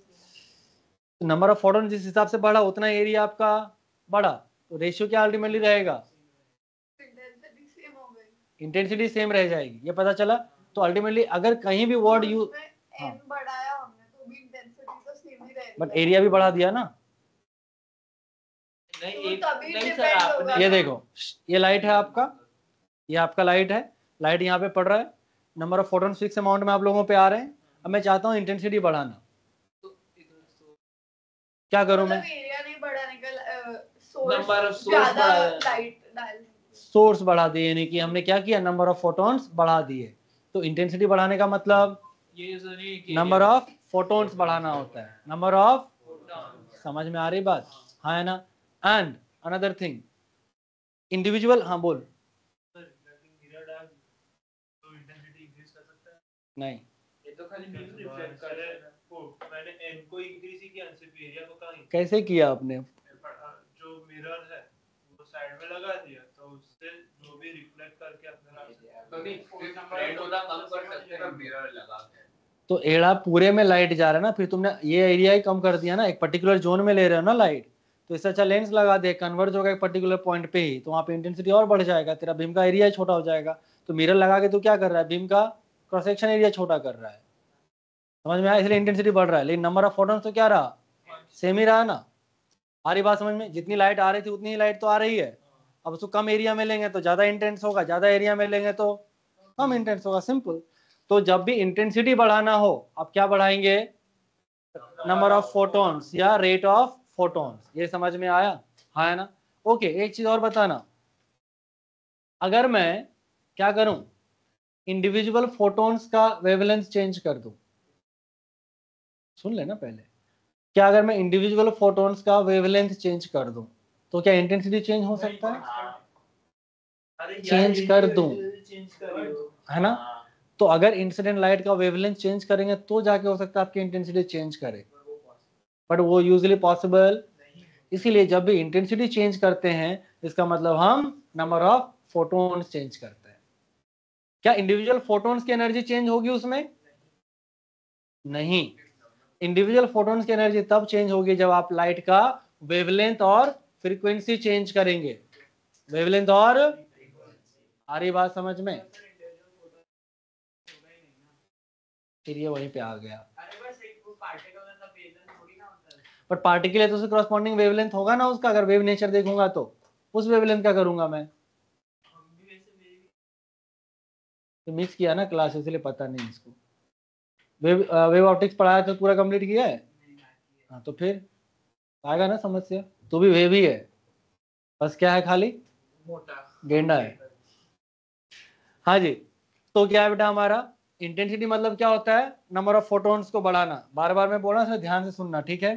Tell me, if you increase wavelength, if you increase, तो क्या होगा बेटा, फ्रीक्वेंसी, फ्रीक्वेंसी वेवलेंथ में या फ्रीक्वेंसी में चेंज करोगे तो इंडिविजुअल फोटॉन्स के एनर्जी में चेंज होगा, इंडिविजुअल फोटॉन्स के यानी एक पैकेट के एनर्जी में चेंज होगा, एक पैकेट के, तो एनर्जी क्या हो जाएगी, ड्रॉप, ये पता चला। But if you increase the number of photon और decrease the number of photon, तो क्या फर्क पड़ेगा उसका, इंटेंसिटी पे, क्या फर्क पड़ेगा, ये समझ में आया, पक्का नोट कर लीजिए बेटा इसको जल्दी। नहीं बेटा, ब्रेक ब्रेक सब मुंह आया, लिख लो फटाफट, थोड़ा 5 मिनट एक्स्ट्रा ले लेना, टाइम कहाँ है, फटाफट लिखते जाओ जल्दी जल्दी, अब टाइम नहीं लगेगा, अब न्यूमेरिकल है सब और ग्राफ है बस, अब तो हो गया खत्म, मेन तो ये समझाना था मुझे। इंटेंसिटी ऑफ लाइट, हाँ यही है, हेडिंग डाल के इंटेंसिटी ऑफ लाइट लिख ले, उसको हेडिंग चाहिए तो मैं क्या करूं,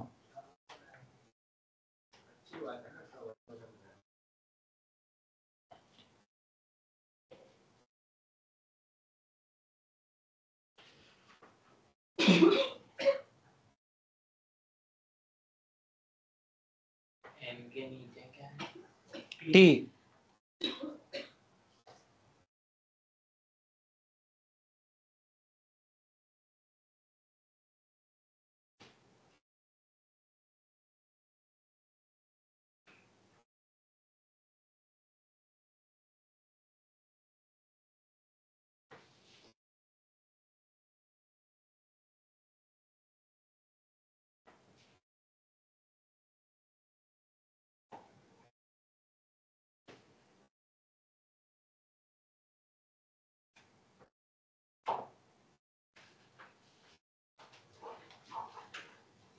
नोट कर लिया आपने, आगे बढ़े,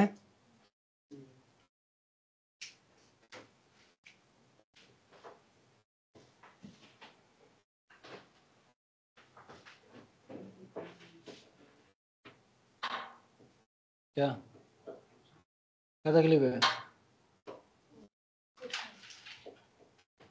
चलो यहां तक हो गया सबको,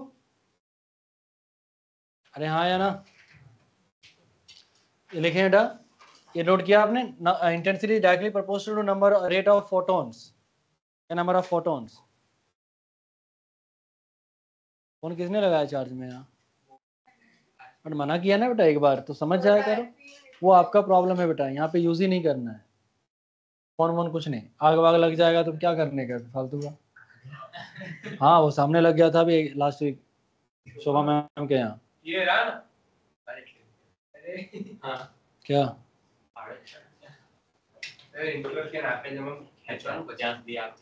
चलो हो गया यहाँ तक, अरे बस फालतू बकवास नहीं, हो गया यहाँ तक नोट किया हुआ, चलिए आगे बढ़ते हैं। अब बेटा यहाँ पे मैं कुछ फॉर्मूला दे रहा हूँ एनर्जी के लिए, energy contained by one photon, एक फोटोन के पास कितनी एनर्जी होती है, E equal to h c by, जहाँ पे H क्या होता है, Planck constant 6.6 to 10 power minus 34, C क्या होता है, स्पीड ऑफ लाइट, और A क्या हमारा वेवलेंथ, सबकी वैल्यू हमने यहाँ पे डाल दिया, देख 6.6 to 10 power minus 34 into 3 to 10 power 8 upon lambda, और मैंने इसको इलेक्ट्रॉन वोल्ट में चाहिए मुझे, किसमें, तो EV लिख के यहाँ से 1.6 माइनस 19 से डिवाइड कर दिया, चलेगा, मैंने सिंप्लीफाई दिस तो आपका आंसर आएगा 12400 अपॉन लेमडा इलेक्ट्रॉन वोल्ट, क्या आएगा बेटा 12400 अपॉन लेमडा, लेमडा को डालना किसमें, एंगस्ट्रॉम में, आई बात समझ में, ये अप्रोक्सीमेट वैल्यू है, क्या है ये 124321 ऐसा कुछ होता है, बट अप्रोक्स क्या 400 के बराबर लेते हैं कि बहुत छोटा डेटा है ये, इसलिए हमारा काम चल जाता है, कोई कष्ट यहाँ तक, तो energy hold by one photon is equal to 12400 upon lambda in angstrom electron volt, याद रहेगा, तो आपसे कभी भी आपको सीधा वेवलेंथ दे, फटाक से एंगस्ट्रॉम में वैल्यू डालो, उस फोटोन के पास कितनी एनर्जी है मिल जाएगी आपको, डन, लिख लो फटाफट बेटा जल्दी लिखिए, energy contained by a photon, heading क्या लिखे बेटा, energy contained by a photon, energy contained by a photon,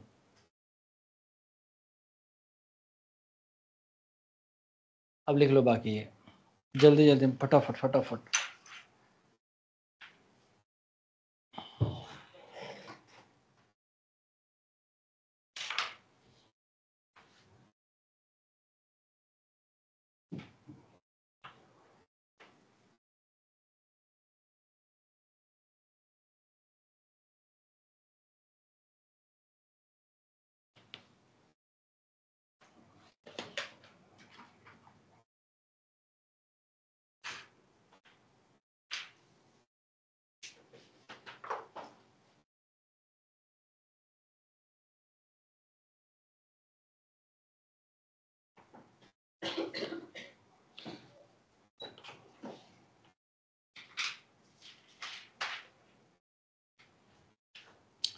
हो गया सबका यहाँ तक?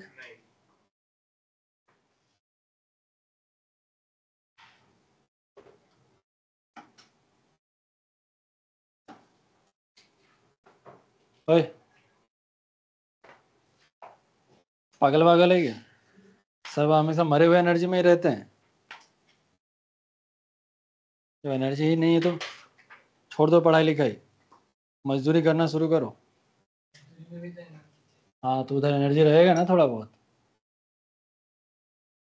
चलो हो गया, नोट किया हुआ? So energy hold bye photon is what 12400 angstrom. Lambda डालेंगे एंगस्ट्रॉम में, इलेक्ट्रॉन वोल्ट में आ जाएगा आंसर। चलिए नेक्स्ट हेडिंग डालिए, momentum of a photon.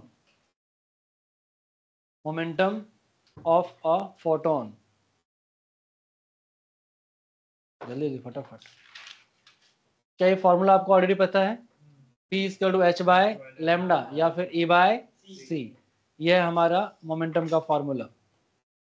P equal to h by lambda और equal to E by c, दोनों से आपको क्या मिल जाएगा? मोमेंटम। अब इस मोमेंटम का करेंगे क्या? तो फोटोन जो है बेटा वो फोर्स लगाता है, यानी लाइट भी हम पे क्या अप्लाई करता है? फोर्स। ठीक है, हाँ, कि फोटोन के पास तो मास है ना। शुरू करें? डन। चलिए, ये कहानी सुना दिया तुम्हें ऑलरेडी? ये सुना दिया ना? चलिए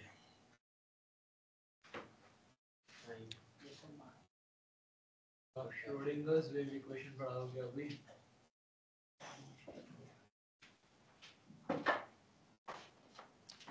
हेडिंग डालो, photo electron emission. Photo electron emission, जो इलेक्ट्रॉन निकलते हैं बेटा फोटो इलेक्ट्रिक एमिशन में, उसको क्या बोलते हैं? Photo electron. ठीक है, तो फोटो इलेक्ट्रॉन एमिशन। शुरू करें? लिखिए, when a light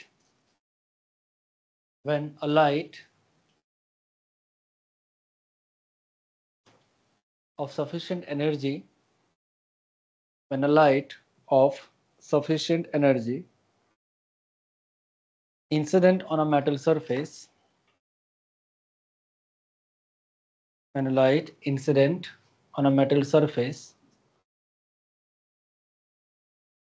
sufficient energy incident on a metal surface, then electrons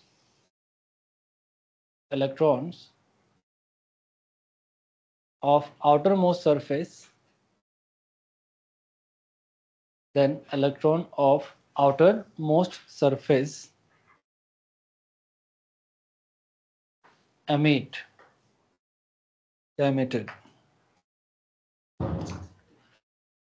The electron from outermost surface emitted. This process is called photoelectric emission. This process is called photoelectric emission,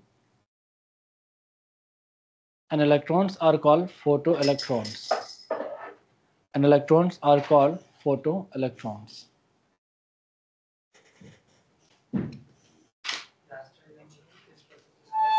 Photoelectric emission, and electrons are called photoelectrons. ठीक है, एक process हो गया। यहाँ तक कोई कष्ट? मतलब क्रोमैटिक लाइट यूज करें तो वायलेट लाइट यूज करेंगे, रेड लाइट यूज करेंगे? तो डिपेंड नहीं करते कितना एनर्जी चाहिए उसको। मैक्सिमम एनर्जी के लिए अगर वायलेट तो कोई भी मैक्सिमम यूज हो सकता है ना, किसी का भी। वायलेट का अरे उसका उन सब में ज्यादा होता है, बट अगर रेड से निकल जाए तो सबसे निकल जाएगा ना फिर। चलो यहाँ तक क्लियर है? अब सोच बेटा ध्यान से, बोर्ड पे देखो सभी लोग, ये मैंने एक वर्ड यूज किया है, emission of electron depends on energy of one photon, it does not depend on the number of photons. इसका मतलब समझ में आया? अभी मैंने आपको बात बताई थी कि एक इलेक्ट्रॉन एक समय में जब ग्राउंड स्टेट में होता है तो एक ही फोटोन को रिसीव कर सकता है, एक से ज्यादा फोटोन को रिसीव। तो जब एक फोटोन ने रिसीव किया अब वही फोटोन डिसाइड करे वो या निकलेगा या है ना। मान लो अगर वो एनर्जी सफिशिएंट नहीं दे सका तो ऐसा नहीं दूसरा फोटोन को एब्जॉर्ब कर सकता है, दूसरा फोटोन को एब्जॉर्ब, इसका मतलब क्या हुआ, अगर 1,00,000 फोटोन है, मान ले फॉर एग्जांपल, ध्यान से समझ, इसका प्रोसेस समझाता हूँ। मान ले कि तुम्हारे साथ ऐसा हो कि तुम्हें एक ही रोटी मिलेगा, क्या मिलेगा, हाँ है ना। अब सोच ध्यान से, अगर वो रोटी इतना मोटा और इनफ नहीं हुआ कि तभी तेरा पेट भर सके, हाँ है ना, तो मैं कितना भी रोटी बहुत मार फेंक रहा हूँ, बहुत 1,00,000 रोटी है वहां पे, बट हर एक की थिकनेस क्या है, बहुत ही कम, इतनी है कि तेरा पेट भरने वाला, तो क्या तू इलेक्ट्रॉन वो खाएगा, वो रोटी खाएगा, पेट भरेगा, इलेक्ट्रॉन एमिशन होगा। यानी आबादी से कोई फर्क पड़ता, रूल है कि आपको एक ही फोटोन मिलेगा, तब एक ही रोटी मिलेगा, तो क्या ढूंढेगा तू कि सबसे मोटी वाली। अब बट वो सबसे मोटी वाली भी तेरे एनर्जी के बराबर नहीं है, तो तू खाएगा नहीं खाएगा। समझ में आ रही बात, मतलब कि जो इलेक्ट्रॉन का निकलना है वो एक फोटोन को ढूंढता है, कौन से फोटोन को, सफिशिएंट एनर्जी वाला, और सफिशिएंट एनर्जी वाला नहीं होगा तो नहीं खाएगा, वो नहीं लेगा एनर्जी, रिसीव ही नहीं करेगा, एमिशन होगा ही नहीं। और इंटेंसिटी बढ़ा दो, और इंटेंसिटी, मतलब तुम चाहे 1 करोड़ कर दो या 1 मिलियन कर दो, ट्रिलियन कर दो, कोई फर्क पड़ने वाला नहीं है, क्योंकि इलेक्ट्रॉन का निकलना नंबर ऑफ फोटोन्स पे डिपेंड नहीं करता है, एक फोटोन के पास कितनी एनर्जी उस पर डिपेंड, यही वर्ड मैंने यहाँ पे लिखा है, देखो पढ़ो अच्छे से। Emission of electron depends on what, one photon, energy of one photon, ठीक है, it does not depends on number of photon. ये पॉइंट समझ में आया, नोट डाल के लिखिए बेटा, इंपॉर्टेंट है।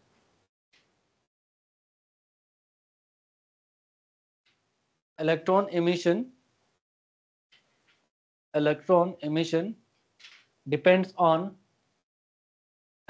emission depends on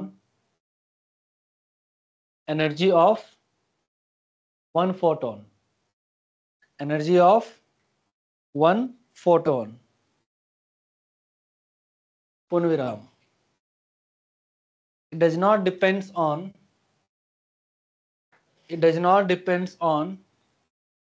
number of photons.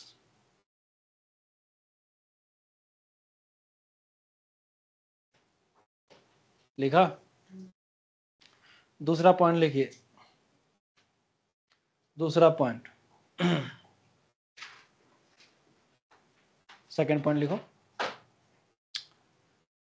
During photon and electron collision, during photon and electron collision, during photon and electron collision, there is no partial distribution of energy, a partial transfer of energy. No partial transfer of energy. There is no partial transfer of energy. समझा चुका हूं मैं क्या है ये। Electron photon कभी भी आधा कोना पोना ये नहीं देगा, देगा तो पूरा देगा, फुल देगा, नहीं तो नहीं देगा। समझ में आया, इसलिए ये पार्शियल एनर्जी ट्रांसफर नहीं होता है। नेक्स्ट पॉइंट लिखेंगे, नेक्स्ट पॉइंट लिखेंगे। अब एक बात और भी मैंने आपको समझाई कि हर एक इलेक्ट्रॉन को एक ही फोटोन मिलेगा। अब एक फोटोन रिसीव किया, कंपलसरी नहीं है, प्रोसेस समझ। एक बात बता, ध्यान से सुनना सभी लोग। मैं यहाँ से मान ले फॉर एग्जांपल एप्पल फेंक रहा हूँ, ठीक है, और ऐसा रूल है कि एप्पल जिसको है एक एक ही कैच करना है, ठीक है। बट एक रूल ये है कि अब जब तुम कैच करोगे तो तुम भागोगे यहाँ से, जब भागोगे तो तुम जब उस एरिया से ही निकल गए, तो जब मैं एप्पल इधर फेंक रहा हूँ तो दोबारा तू कैच कर,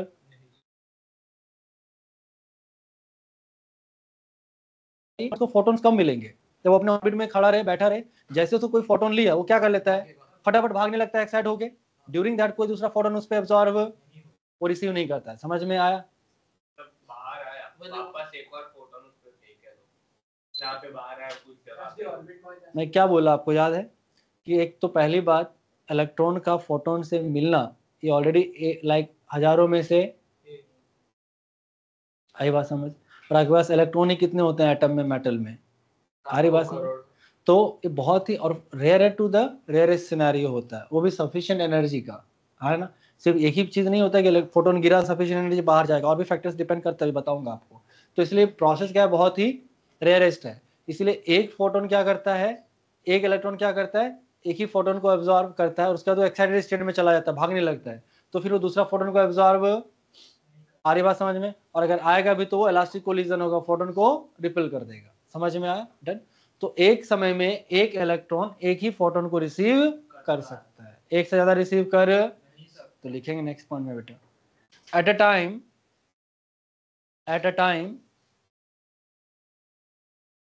a time one electron can only receive one photon only. At a time one electron can receive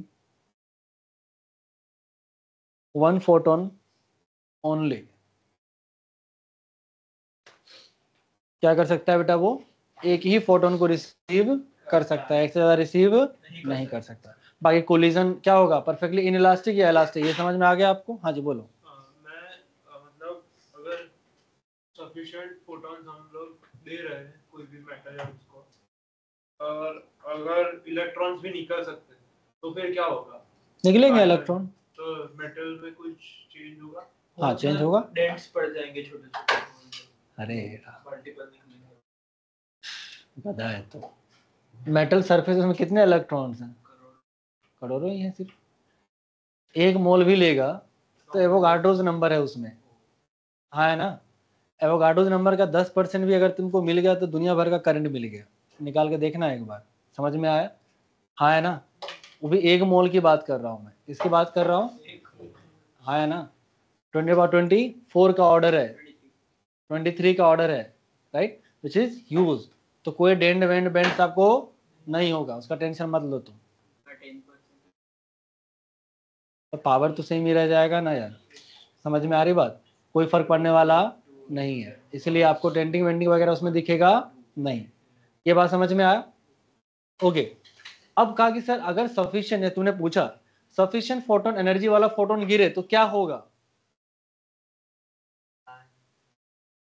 sufficient photon तो इलेक्ट्रॉन बाहर आएगा। और अब इंटेंसिटी बढ़ाते हैं, अब इंटेंसिटी, तो अब क्या होगा? अब तुम इंटेंसिटी बढ़ा रहे हो मतलब क्या बढ़ा रहे हो? नंबर ऑफ, और नंबर ऑफ फोटॉन्स बढ़ा रहे हो तो क्या बढ़ेगा? नंबर ऑफ, और नंबर ऑफ इलेक्ट्रॉन्स बढ़ेगा तो नंबर ऑफ कोलिजन भी। आ रही बात समझ? 5 तीर मारा, उसमें एक ही बार एक इंसान मर जाता है, तो 10 तीर मारेगा तो प्रोबेबिलिटी क्या हो गया? तो इंसान मरेगा। तो तुमने जब इंटेंसिटी बढ़ाया, नंबर ऑफ फोटोन बढ़ाया, और नंबर ऑफ फोटोन बढ़ाया तो number of, not exact proportion में बट समहाउ उस प्रोपोर्शन में बढ़ जाएगा। और नंबर ऑफ इलेक्ट्रॉन बढ़ा, उस इलेक्ट्रॉन के मूवमेंट के कारण से करंट होता है, उसको बोलते हैं फोटो करंट। क्या बोलते हैं? तो आपका फोटो करंट बढ़ जाएगा। समझ में आया? मेटल है तो समझ में आया? तो लिखेंगे बेटा, if you will increase the number of photon, हाँ बेटा सब पॉइंट्स ही लिख रहे हैं। If we will increase the number of incident photon, then number of photoelectrons will increase. If we will increase the number of photons, then number of photoelectrons will increase, and hence photo current will increase. If we will increase the number of photons, then number of photoelectrons will increase, hence क्या होगा? Photo current will increase. क्या बेटा? क्योंकि हमें electrons को निकालने के लिए सबसे जो आसान है वो क्या है? मेटल को घींच दो तो भी इलेक्ट्रॉन निकल जाएगा, पता है ना तेरे को? देन कभी स्वेटर पहन के जाना, ऐसे रॉड को खींच देना दरवाजे को, आ गया इलेक्ट्रॉन, उससे निकल गया। इतना आसान है, क्योंकि आयनिक बॉन्ड क्या होता है? सबसे वीक बॉन्ड होता है। आगे बढ़े बेटा। अब बोला कि भाई साहब अगर एनर्जी सफिशिएंट से ज्यादा है तो क्या होगा? मतलब वो होगा in the form of kinetic energy, in the form of. तो बोर्ड पे ध्यान से सुनना और आराम से समझना। मान लो मैंने कहा बेटा ये है मेरा मेटल सरफेस, क्या है ये? का, ठीक है। और इस पे मैंने फोटोन गिराया, क्या गिराया? तो जब फोटोन आया बेटा वो ई एनर्जी लेके आया। कितनी एनर्जी लेके? अब मान ले जो मेटल है, क्या है ये? मेटल, इसने कुछ एनर्जी ले ली, क्या एनर्जी? इसमें सब आ गया। सब मतलब बाइंडिंग, इसका बाइंडिंग एनर्जी, कोलिजन वाला, आ रही बात समझ में? और भी जितने पॉसिबल रेडिएशन जितने लॉस सब आ गए, उस सबको क्या बोलते हैं? Work function. क्या बोलते हैं इसको? मेटल की प्रॉपर्टी है, that is called work function. तो सोच एक बात बताइए, अगर इतनी एनर्जी ले लिया तो जब इलेक्ट्रॉन निकला बाहर यहाँ से तो काइनेटिक एनर्जी क्या बचेगा उसके पास? बोल। तो मैंने कहा sir kinetic energy is equal to what? Energy incident minus work function, है ना? यही कहलाता है आइंस्टाइन इक्वेशन, है ना? बट एक और चीज है यहाँ पे, ध्यान से देख। तो the kinetic energy of emitted electrons, मैंने यहाँ पे वर्ड यूज किया, देख ध्यान से, 0 से लेके k मैक्स तक हो सकता है। ये क्या जो वर्ड मैंने यहाँ लिखा है, ये कौन सा काइनेटिक एनर्जी, ये कौन सा है आपका? ये तो मैक्सिमम है। क्या है ये? का कुछ का 0 भी हो सकता है। क्यों ऐसा? क्योंकि सोच, मान ले तुम सब इलेक्ट्रॉन्स हो, तुम सब क्या हो? इलेक्ट्रॉन्स। मुझे इस इलेक्ट्रॉन्स को निकालना है, क्या मुझे बहुत आसानी से मिल जाएगा? ये आउटर मोस्ट सरफेस का आउटर मोस्ट ऑर्बिट का इलेक्ट्रॉन अगर निकालना हो तो सबसे है ना? अब सोच मैंने क्या किया, 100 रुपया इसको दिया तो ये इजीली निकल गया, तो क्या इसको बहुत ही कम एफर्ट्स डालने पड़े निकलने के लिए? तो मोस्ट ऑफ एनर्जी इसके पास बचा रहेगा, वो क्या कहलाएगा? के मैक्स। क्या कहलाएगा? अब चल 100 रुपया मैंने वाई को दिया, अब वहां से जब वो यहाँ आएगा तो इतने सारा स्ट्रगल, इलेक्ट्रॉन कोलिजन, लॉस वॉस करते हुए क्या हुआ? Some part of energy. अरे बात समझ, हो सकता है वो यहाँ से निकल भी, अरे बात समझ में, निकल भी, अब निकल नहीं पाएगा तो काइनेटिक एनर्जी क्या होगा आउटर मोस्ट सरफेस पे? 0। तो जो इलेक्ट्रॉन्स मिलेंगे वो सिर्फ एक एनर्जी वाला, ये सबसे हाई एनर्जी वाला होगा, इससे कम एनर्जी वाला सेकेंड ऑर्बिट, और उसके वाला एक ऑर्बिट पीछे। जितने अंदर से इलेक्ट्रॉन निकालोगे उतना कम एनर्जी वाला वो होगा, जितने तो you will get the electrons which have range of kinetic energy, है ना? You will get the electrons which has range of kinetic energy. कोई स्पेसिफिक काइनेटिक एनर्जी वाला, समझ में आया? 0 से लेके k मैक्स तक वाले सारे आपको इलेक्ट्रॉन्स मिलेंगे ड्यूरिंग दिस प्रोसेस। तो ये जो हम डील कर रहे हैं किससे करस्पॉन्डिंग कर रहे हैं?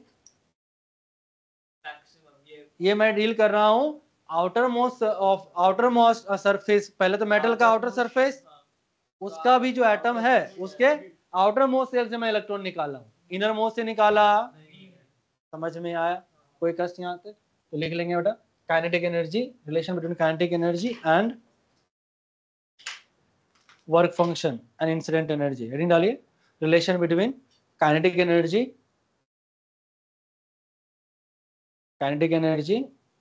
Work function and incident energy.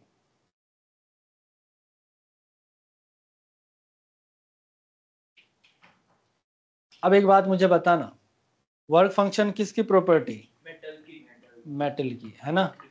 सोच अगर हाइड्रोजन से इलेक्ट्रॉन निकालना तो कितना आसान, 13.6 Z²। हीलियम ले ले चल, 4 गुना। लिथियम से निकाल, आयरन से निकाल।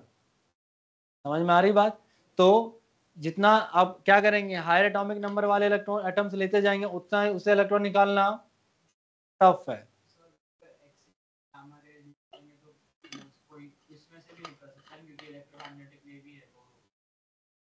एक्सरेज इलेक्ट्रोमैग्नेटिक वेव है, बट उसका प्रोसेस पता है बेटा? फिर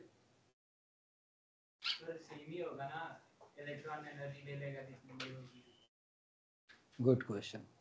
एक्सरे कैसे प्रोड्यूस होता है? मेटल से बताता हूँ, सुनो। हाई स्पीड वाले इलेक्ट्रॉन को क्या करते हैं? एकदम बहुत ही डेंस मटेरियल, टंगस्टन लेते हैं या क्या लेते हैं? निकल लेते हैं, ऐसा कोई मटेरियल जिसमें डेंसिटी क्या हो बहुत, उसमें इलेक्ट्रॉन से हाई स्पीड से बम्बार्डिंग करते हैं। क्या करते हैं? अब इलेक्ट्रॉन जो आता है ना, अरे सुनो, तो इलेक्ट्रॉन जब जाता है तो डेंस मटेरियल में रिटार्डेट करता है। क्या करता है? जब वो रिटार्डेट करता है तो जो एनर्जी रिलीज होता है वही एक्सरे होता है। अब जो इलेक्ट्रॉन जा रहा है वो इलेक्ट्रॉन क्या करेगा? रिटार्डेट होगा। गलती से अगर किसी इलेक्ट्रॉन से टकरा गया तो इलेक्ट्रॉन का एमिशन हो जाएगा, नहीं तो नहीं होगा। और वो भी एमिशन कैसा है, थोड़ा सोच। मैंने 5000 इलेक्ट्रॉन मारे, मतलब वो उससे 5 इलेक्ट्रॉन, 5 कोलिजन हुआ और 5 इलेक्ट्रॉन निकाला वो। समझ में आ रही बात? तो हाइट, अब टंगस्टन एटॉमिक नंबर कितना ज्यादा है? तो नॉर्मल एनर्जी देके इलेक्ट्रॉन निकाल पाना संभव है? समझ में आया? एक्सरे में पढ़ाऊंगा, दो तरीके का एक्सरे होता है, एक होता है कंटिन्यूअस एक्सरे, क्या होता है, और होता है कैरेक्टरिस्टिक एक्सरे। तो जब इलेक्ट्रॉन निकलता है ना तो इंपल्स आता है, क्या आता है, उसको बोलते हैं कैरेक्टरिस्टिक एक्सरे। और जब इलेक्ट्रॉन रिटार्डेट होते हुए जाता है तो जो एनर्जी मिलता है उसको कंटिन्यूअस फॉर्म में होता है, उसको बोलते हैं कंटिन्यूअस, हाँ है ना। तो इलेक्ट्रॉन मार के इलेक्ट्रॉन निकालने में क्या फायदा है? हाँ, तो इलेक्ट्रॉन की बम्बार्डिंग करके इलेक्ट्रॉन क्यों करेगा, तू निकालेगा। और उसमें भी क्या है, 5000 इलेक्ट्रॉन, मान लो 10 इलेक्ट्रॉन मारा तो सारा तुम्हारा 2 इलेक्ट्रॉन निकलेगा, तो घर से नुकसान है। इलेक्ट्रॉन है 10 ऑलरेडी, उसी से काम चला। तो एक्सरे प्रोसेस से एमिशन नहीं करवाते। समझ में आया? हायर ऑर्डर की भी ईएम वेव यूज करेंगे तो भी, हाँ है ना। I am not saying only light, I am saying any electromagnetic wave which have sufficient amount of energy, तो फोटो इलेक्ट्रिक एमिशन हो जाएगा। आपको क्या लगता है धूप में ही सिर्फ आपका सोलर पैनल चलता है? क्लाउड होता है तो भी आपका सोलर पैनल चलता है, पता है? तो क्यों चलता है? इंटेंसिटी कम हुआ, वेवलेंथ तो सेम ही है, तो इलेक्ट्रॉन तो एमिट हो ही रहा होगा, बस खाली थोड़ा कम हो रहा होगा। हाँ है ना। मेरे कार के आगे घूमने वाला सोलर पैनल वाला लगा हुआ है, जब क्लाउड होता है तो वो धीरे घूमता है, धूप होता है तो तेज घूमता है, लेकिन घूमता रहता है। कई बार तो बारिश में भी घूमता है, तो लाइट पड़ रहा है ना तो घूमेगा ही, बट क्या होता है, स्लो या ज्यादा इंटेंसिटी फर्क हुआ है, वेवलेंथ में कोई चेंज है।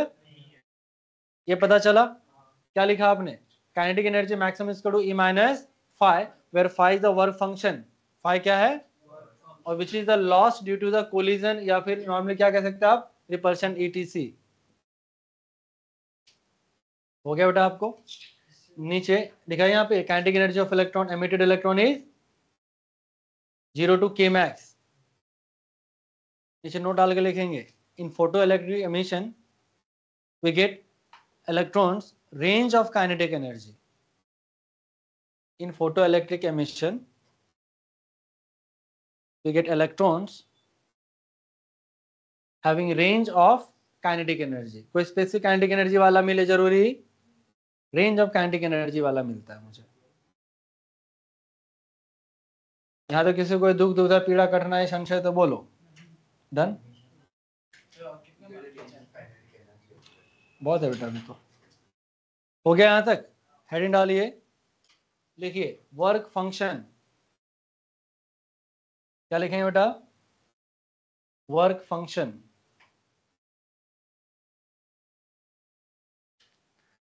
अच्छा एक बात बता, काइनेटिक एनर्जी तो वो होगा ना जो एनर्जी तुमने दिया, मेटल ने वर्क फंक्शन ने लिया, जो बच गया वो काइनेटिक एनर्जी। अगर बचे ही ना तो उसका मतलब इलेक्ट्रॉन जस्ट आउटर सरफेस पे आएगा। तो वर्क फंक्शन का डेफिनेशन मैं ऐसा लिख सकता हूँ क्या, it is the minimum amount of energy required to bring the electron just on the surface of metal. Just surface पे लाना है, भगाना। तो minimum energy of photon required to bring the electron just surface, कहां पे बेटा, at just surface of the metal is called work function। क्या बोलेंगे बेटा उसको, work function. Like it's corresponding frequency, जो उसका करस्पॉन्डिंग फ्रीक्वेंसी होता है उसको बोलते हैं थ्रेशोल्ड फ्रीक्वेंसी। क्या बोलते हैं, इसको लिखते हैं न्यू TH। क्या लिखते हैं इसको, न्यू TH। एंड इससे करस्पॉन्डिंग जो वेवलेंथ होता है उसको बोलते हैं थ्रेशोल्ड वेवलेंथ। क्या बोलते हैं इसको, लैम्डा TH। क्या बोलते हैं इसको, लैम्डा TH का। ठीक है, सो बोर्ड पे ध्यान से देखो, मैंने एनर्जी कितना इंसिडेंस किया, E इक्वल टू H नहीं होता है। अब एनर्जी किसके बराबर है, वर्क फंक्शन के। तो मैंने लिखा बेटा फाई, फाई इक्वल टू क्या आ गया, यहाँ से H इंटू न्यू TH कर दूंगा, तो यहाँ से देख न्यू TH क्या आ गया, nu TH equal to phi upon H। This is called what, threshold frequency. So this is the what, minimum amount of frequency required to bring the electron just on the metal surface. कोई पूछे threshold frequency तो क्या लिखोगे आप, minimum amount of frequency required to bring the electron just on the metal surface is called threshold frequency, which is equal to 5 by पक्का। इधर आ जाओ, E इसका क्या होता है, Hc बाय, तो 5, अब E किसके बराबर है, फिर तो कूटेगा मेरे से, हाँ फिर बोलेगा समझ नहीं आ रहा है, मार्क्स आ रहा है, हाँ भागना है।